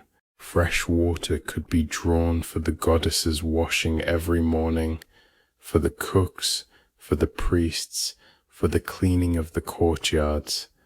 The canals were maintained by a city office that kept the channels clear, repaired the linings when needed, and adjusted the water flow for festivals. There was even in legend a tunnel under the river itself, built, the Greeks said, by a queen named Semiramis, so that the king could cross from one bank to the other without getting his feet wet. Modern scholars are not sure the tunnel ever existed, but the canal certainly did. The work in the canals was nearly continuous. Silt accumulated, walls slumped. A single bad flood season could bury a stretch of brick lining under thick mud. Crews would be sent down with shovels and small wooden carts, often during the cool hours of the early morning, to clear the channels and patch the walls. Apprentice scribes sometimes accompanied the crews to record the work for the temple's accounts. We have surviving labels from such repair work, short, dry texts with a date, a length of canal, a number of workers, and a tally of bitumen used. Reading them today, you can almost feel the morning damp on the workers' tunics, the smell of the river on their skin, the sound of small pebbles being scraped along a brick floor as the silt is gathered up and lifted away. There is something quietly modern about this whole infrastructure. The whole city ran on the careful management of mud, water, and asphalt. There was an engineering culture here that we sometimes forget when we think of Babylon as a place of priests and dragons. The priests were also engineers. The poets were also surveyors. The high priestess Enheduanna, in her own way, was tied into the same economy that needed bricks and bitumen and canals, because her temple ate and bathed and washed its linen and burnt its lamps, all of which required a smooth, daily supply chain that someone, somewhere, was patiently managing. Some of the bricks here in the kiln yard carry the king's name, stamped into the soft clay before firing. Sometimes on the side, sometimes underneath, are the careful cuneiform marks that read Nebuchadnezzar, king of Babylon, son of Nabopolassar, who restored Esagila and Ezida and the wall called Imgur Enlil, the same name, on tens of thousands of bricks. There is a small humility in this. Bricks often face downwards, or sideways, or are buried in the mass of a wall. Most of the king's brick stamps were never seen by anyone in their own time, but the stamp was made anyway. To press your name onto the lower face of a brick that will then be set inside a wall is a curious act. You are signing something no one will read. You are leaving your mark on a building that will outlast everyone who knew you, and you are leaving it where the building will hold it close, like a small letter folded into a coat pocket. There is also a thought that the stamp was in part an act of religious accounting. To restore a temple was, in this religion, a high act of piety. The king who restored a temple gained the favor of its god by stamping his name into every brick of the restoration. The king was, in effect, making sure the goddess could not miss who had done the work. The brick was a kind of folded prayer, addressed to the deity beneath the building, saying simply, "I made this for you." Whether the goddess heard the prayer is a question we cannot answer. What we can say is that, after 25 centuries, archaeologists certainly heard it. Every stamped brick became, in time, a small piece of evidence about which king had built which wall, when, and in what order. Many of the bricks of Babylon, in fact, have traveled the world by now. After excavation in the early 20th century, individual stamped bricks were sent to museums in Berlin, in London, in New York, in Baghdad, in many smaller cities. Some appear occasionally in private auctions. Each carries the king's name. Each carries the touch of an unknown craftsman. Each, in some quiet way, still belongs to a wall that no longer fully exists. There is a strange melancholy in handling one of these bricks today. It is heavy, the color of dust, with the slight curve of a long-vanished surface and the cuneiform cleanly pressed across one face. You hold it, and it holds in turn a temple yard at dusk in 569 before our era, where a craftsman, having finished pressing the stamp, sets it aside to dry. A small worker is walking past us now in the kiln yard, carrying a wooden tray of newly stamped bricks toward the drying field. He nods to us as he passes, the way one nods to anyone in a working space. His tunic is dusted in dry clay. His hands are pale at the fingertips with the same dust. He has been at this since before sunrise. Tomorrow he will be back at the same work. There is in his step the calm of someone whose work is plain and useful and old. Multiply him in your mind by a few hundred. That is how this gate and this wall and this temple precinct came into being, not by a single grand gesture, but by the daily steady work of men and women whose names were never recorded and whose stamps were never stamped on anything at all. And so, as the kilns settle into their slow cooling and the workshop yard prepares for the night, another life begins inside the temple itself, a life of sleep and dreaming. Let us follow the small reed mats that have just been laid out in a quiet alcove inside the precinct. The reed mats are spread out along the inner wall of a small alcove just inside the precinct, where the light from the courtyard lamps falls only in soft strips. Each mat is folded with a thin woolen blanket and a small hard pillow stuffed with millet hulls. There are perhaps a dozen such mats here. Most of them are still empty. A few have visitors already settling onto them. A man in a plain traveling tunic, a young woman with her hair pinned back, an older woman whose hands are still slightly trembling from a long walk in. They have all come for the same reason. They have come to sleep in the temple. This practice has a long history in the religion of Mesopotamia. It is sometimes called dream incubation. The basic idea is simple and very old. The pilgrim arrives at the temple during the day. They make an offering, a small kid, a measure of grain, a copper bracelet, a folded length of linen, depending on what they can afford. They wash. They are given a brief ritual washing by an attendant. They state, sometimes aloud, sometimes silently, the question they have come to ask. They are then shown to the alcove and given a mat. They lie down. They wait for the goddess to come to them in their sleep.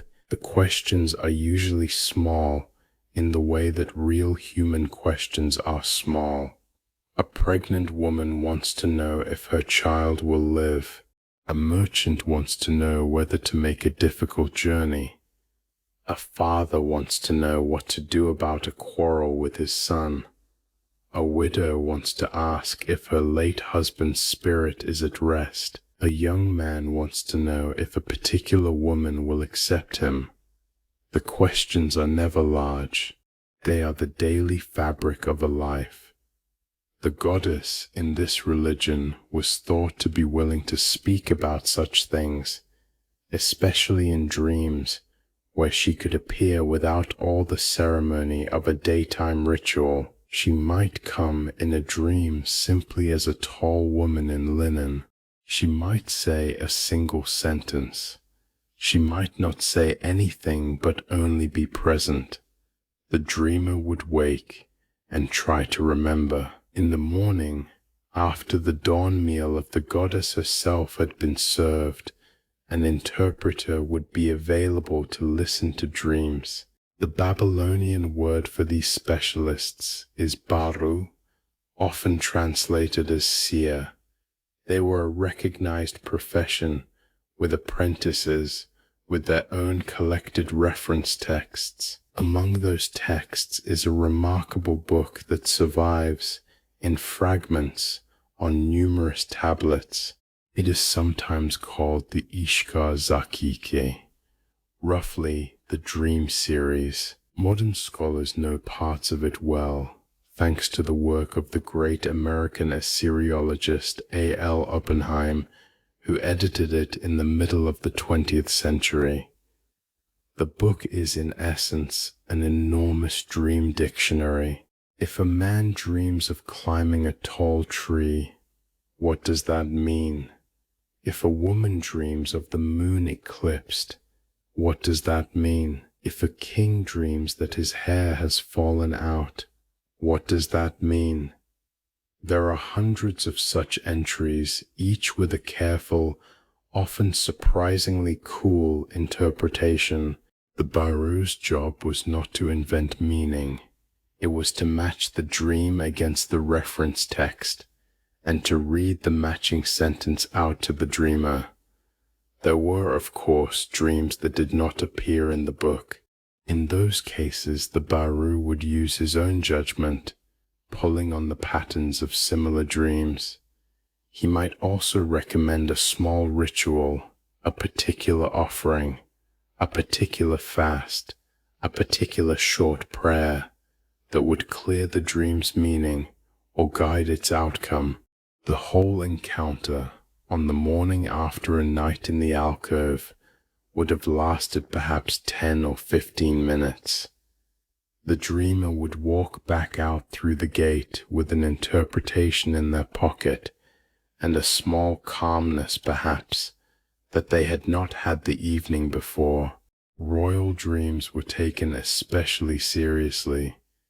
The Assyrian king Assurbanipal, who lived a little before our period, recorded dreams in which the goddess Ishtar appeared to him before battle, reassuring him that she would walk in front of his army. These accounts are not later legend, they are written in his own royal annals, in the first person, as part of his official record. Whether the dreams happened exactly as recorded, or whether the dream was shaped slightly to fit the political needs of the moment, is a question we cannot answer. What we can say is that even kings in this culture treated their dreams as a place where the goddess might speak to them, and that they were willing to record those dreams in stone openly for their successors and their gods to read. There is a beautiful literary example of dream interpretation in the great Mesopotamian poem, the Epic of Gilgamesh. Early in the story, the hero Gilgamesh is restless. He has dreams that disturb him. He goes to his mother Ninsun, who is herself a goddess, and asks her what they mean. Ninsun listens carefully. She does not dismiss the dreams. She does not simplify them. She walks through them with him, image by image, telling him what each part is likely to refer to. The boulder he could not lift, she tells him, is a friend who is coming, a friend stronger than anyone he has yet met. The axe he saw in his dream is the same friend in another shape. By the end of the conversation, Gilgamesh is calmer. The dream has not changed, but it has been read. The poem treats this as a kind of ordinary motherly work. Ninsun is not in trance. She is simply being thoughtful in a culture where thinking carefully about dreams is part of being a good mother. Step gently to the alcove now. The pilgrims have all settled. Their breathing has slowed.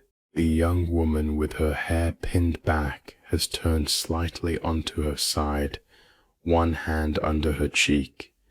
The older woman is on her back, eyes closed, lips moving very slightly, perhaps still in the last words of a prayer she did not finish aloud. The man in the traveling tunic has fallen asleep almost at once, the way tired travelers do. There are no priests in the alcove tonight, only a single attendant sitting by the doorway with a small bowl of olive oil and a lamp. His job is to keep the lamp lit but low, so that the room is never fully dark, and to be present if anyone needs him. He himself does not look at the sleepers. He looks at the lamp. There is a small, very human detail in the dream texts that often goes unnoticed. Many of the entries in the dream book deal not with grand symbols, but with small, almost ordinary worries. If a man dreams of losing his sandals, what does that mean? If a woman dreams of breaking a pot, what does that mean? If a child dreams of running but not arriving anywhere, what does that mean? The book takes such small dreams seriously. It does not say this is too small to matter. It offers an interpretation. A lost sandal might mean a small loss in business, easily recovered. A broken pot might mean a friendship that needs gentle repair. A child running without arriving might simply be a sign of growing, the body changing faster than the mind. There is in these small entries a quiet respect for the fact that the human mind dreams small dreams as well as large ones, and that even small dreams deserve a careful answer. It is hard not to feel, standing here, that this practice is in some ways familiar. Sleeping in a place that is felt to be sacred, asking a question into a darker presence than one's own ordinary mind, waking with a sense, however faint, that something has been answered. Variations of this exist in many cultures across history. The Greeks did it at the temples of Asclepius. Pilgrims to Christian shrines have done versions of it. Modern people, in their own ways, sleep with a question in mind and wake to find it slightly clearer. The Babylonian alcove is a particular shape of an old human practice. It is not strange to us, only old. There is a quieter detail worth mentioning. The dreams were not always answered. Many pilgrims woke without dreaming at all. Many dreamed something they could not remember. Many dreamed something that did not seem to fit their question. The Baru, in such cases, did not pretend. He would say gently that the goddess had not chosen to speak this time. The pilgrim could come back. The pilgrim could try a different small ritual at home. The pilgrim could simply trust that the silence was its own kind of answer. There is, in the surviving texts, no sense that anyone was promised certainty. The temple offered an attempt, not a guarantee. There is finally the question of whether anything in this practice has lessons for our own dreams. The Babylonians believed dreams came from outside the dreamer, sent by a god who could see the future. We tend to believe our dreams come from inside, the work of an old, deep part of our own minds. These are different views, but there is a thread that links them. Both views agree that dreams are worth attending to. Both views agree that dreams sometimes contain things that the waking mind, in its hurry, has not been able to see. The Baru with his reference book, the Babylonian mother offering her son a careful interpretation, the modern friend listening to a strange dream over morning tea. They are not so distant from one another. Across 30 centuries, a quiet attention to the messages of sleep keeps reappearing. There is one more thing to say about the alcove before we leave it. The dreams here happened in a sense inside the goddess. The whole precinct was thought of as her body, her courtyards, her halls, her curtains. To sleep here was to sleep in a careful and calm way inside her care.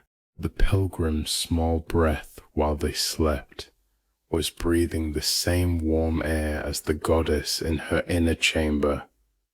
The lamp by the door was the same kind of lamp that was burning beside her statue.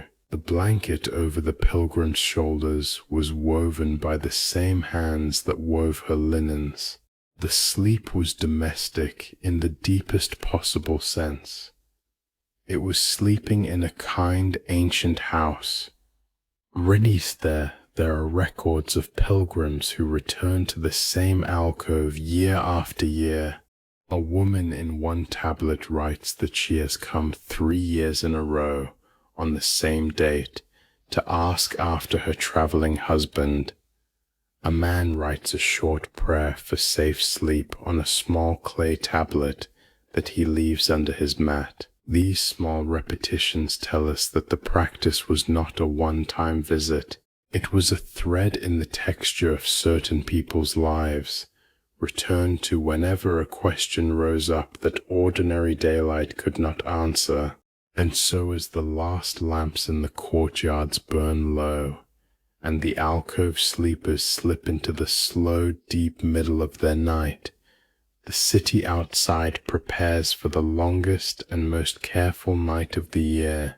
Once each year, in the spring, the temple stops being quiet, and the goddess, with all her careful neighbors, walks out under a sky of careful counted stars. Let us follow her now to the rooftop of the great ziggurat, where the astronomers are already at work. The stairs of the great ziggurat, begin a short walk from the temple precinct of Ishtar. Itamananki rises in the center of the city, a vast stepped tower of mud brick and baked brick, painted in places, glazed in places, ascending toward the dark sky in clean diminishing terraces. Each terrace is broader than the one above it, and a long stairway runs up the southern face. The total height in its restored form under Nebuchadnezzar was perhaps 90 meters. From the ground looking up, the sky behind it seems to step down with it, the stars settling closer to the upper terraces in the cool evening air. We are climbing tonight, slowly. The stairs are wide enough for two people to walk side by side, and the steps themselves are gentle. Babylonian stairs were built to be easy on the legs. The air grows clearer as we rise. The smell of the city below, of bread and wood smoke and warm clay, thins out into something more like wind.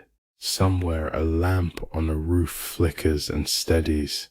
Somewhere else a dog barks once, then stops, as if it remembered it was nearly bedtime. By the time we reach the upper terrace, the city is laid out below us in a quiet pattern of soft amber lights.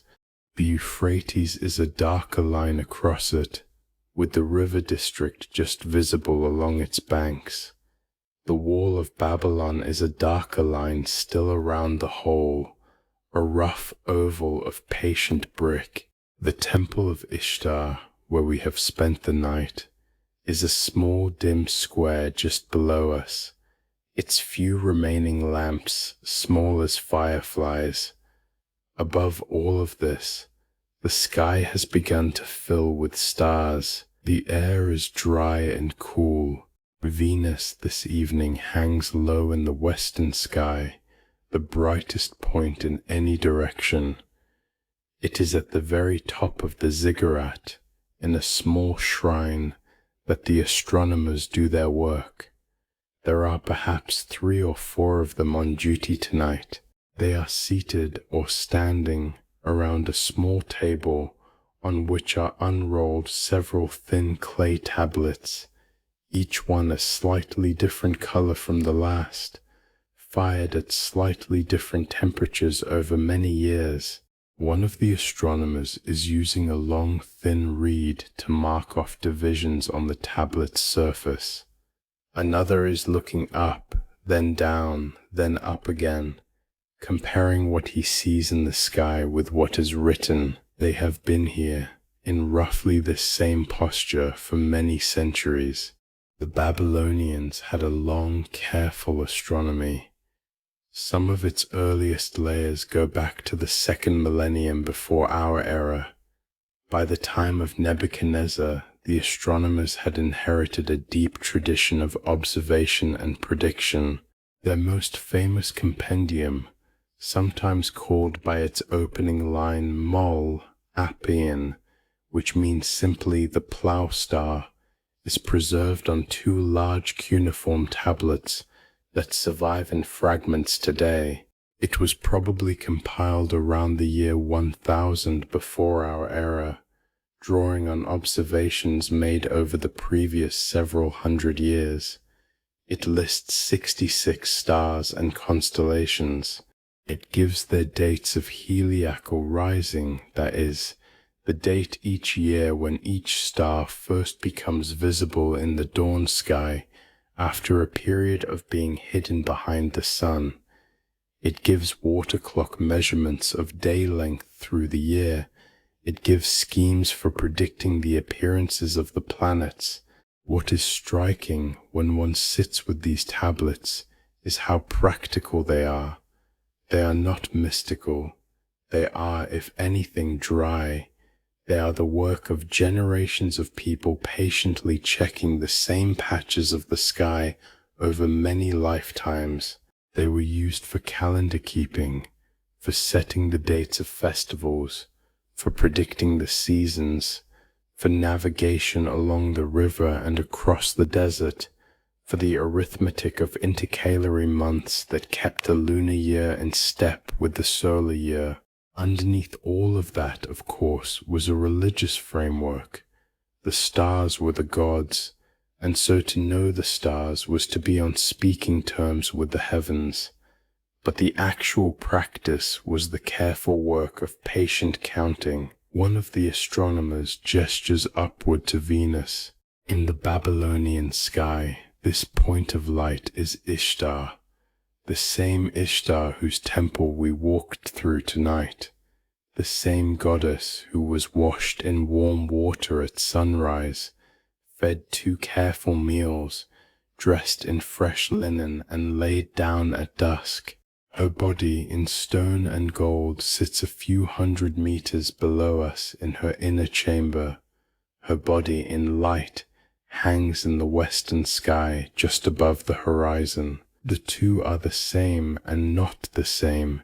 She is in the full sweep of her religious role, both at once, the point of light moving in the heavens, and the figure being attended to in the chamber, the morning star and the evening star, the protector of cities and the disturber of cities, both faces of a single careful presence. Venus is, in fact, why she has those 2 faces. To the Babylonian eye, the planet appears in different parts of the year as either the morning star rising before the sun, or as the evening star settling after the sun. The 2 appearances were the same point of light, and yet they were experienced as quite distinct. The morning Venus was bright, awake, dawn-like, the warlike Ishtar, the Ishtar who walked at the head of armies. The evening Venus was softer, settling into the dark, the Ishtar of love, of marriage, of the long quiet of the bedchamber. The double nature of the goddess, which can seem strange in modern accounts, is only slightly strange when you watch the sky carefully. She is the same star, in 2 parts of her year, soft and dangerous both at once. Once each year, in the spring, the entire city held a long festival in honor of all of this.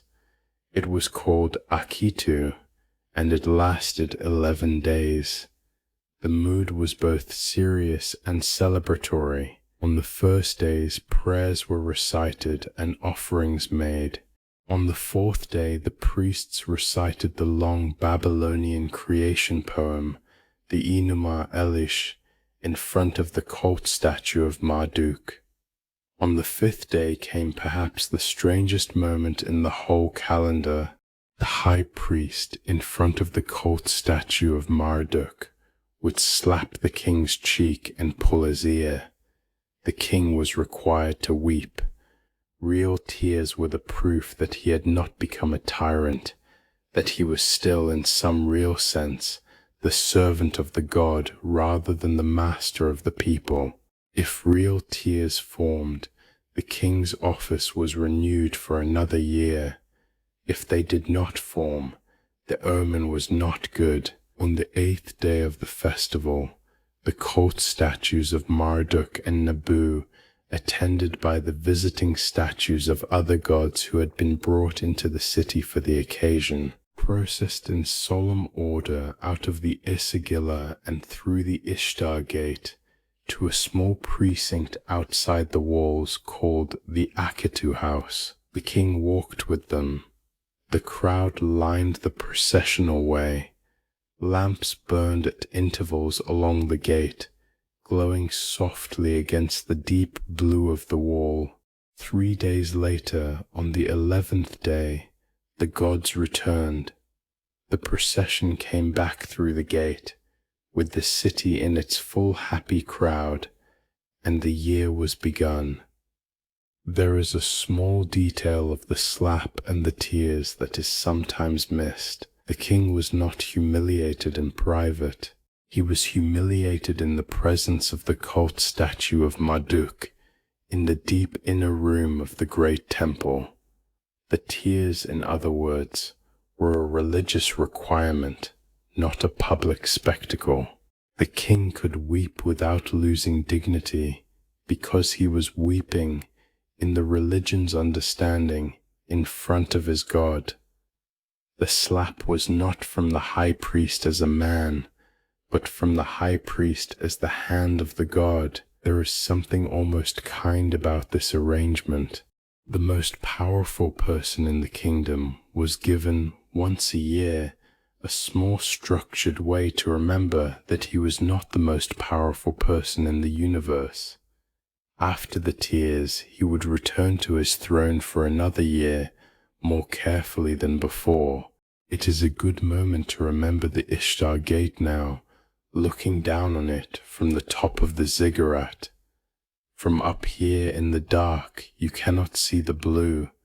The gate is only a small dark line in the wall around the city, but twice a year, in spring, that dark line lit up with torches as the gods came out and went back in.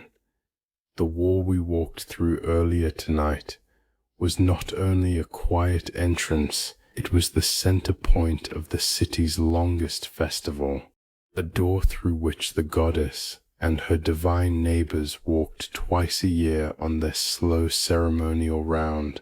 The astronomers on the top of the ziggurat tonight will work for a few more hours.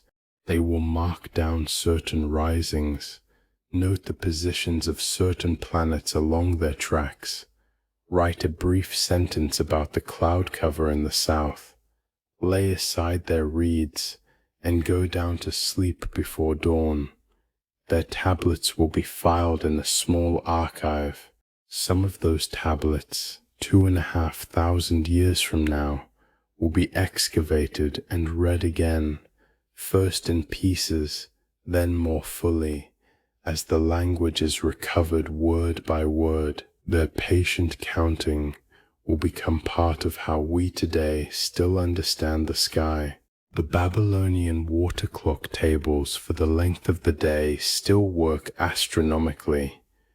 We are still keeping their calendar in fragments, the way one inherits a grandparent's old watch and finds, on quiet mornings, that it still keeps time. There is a striking thought in this.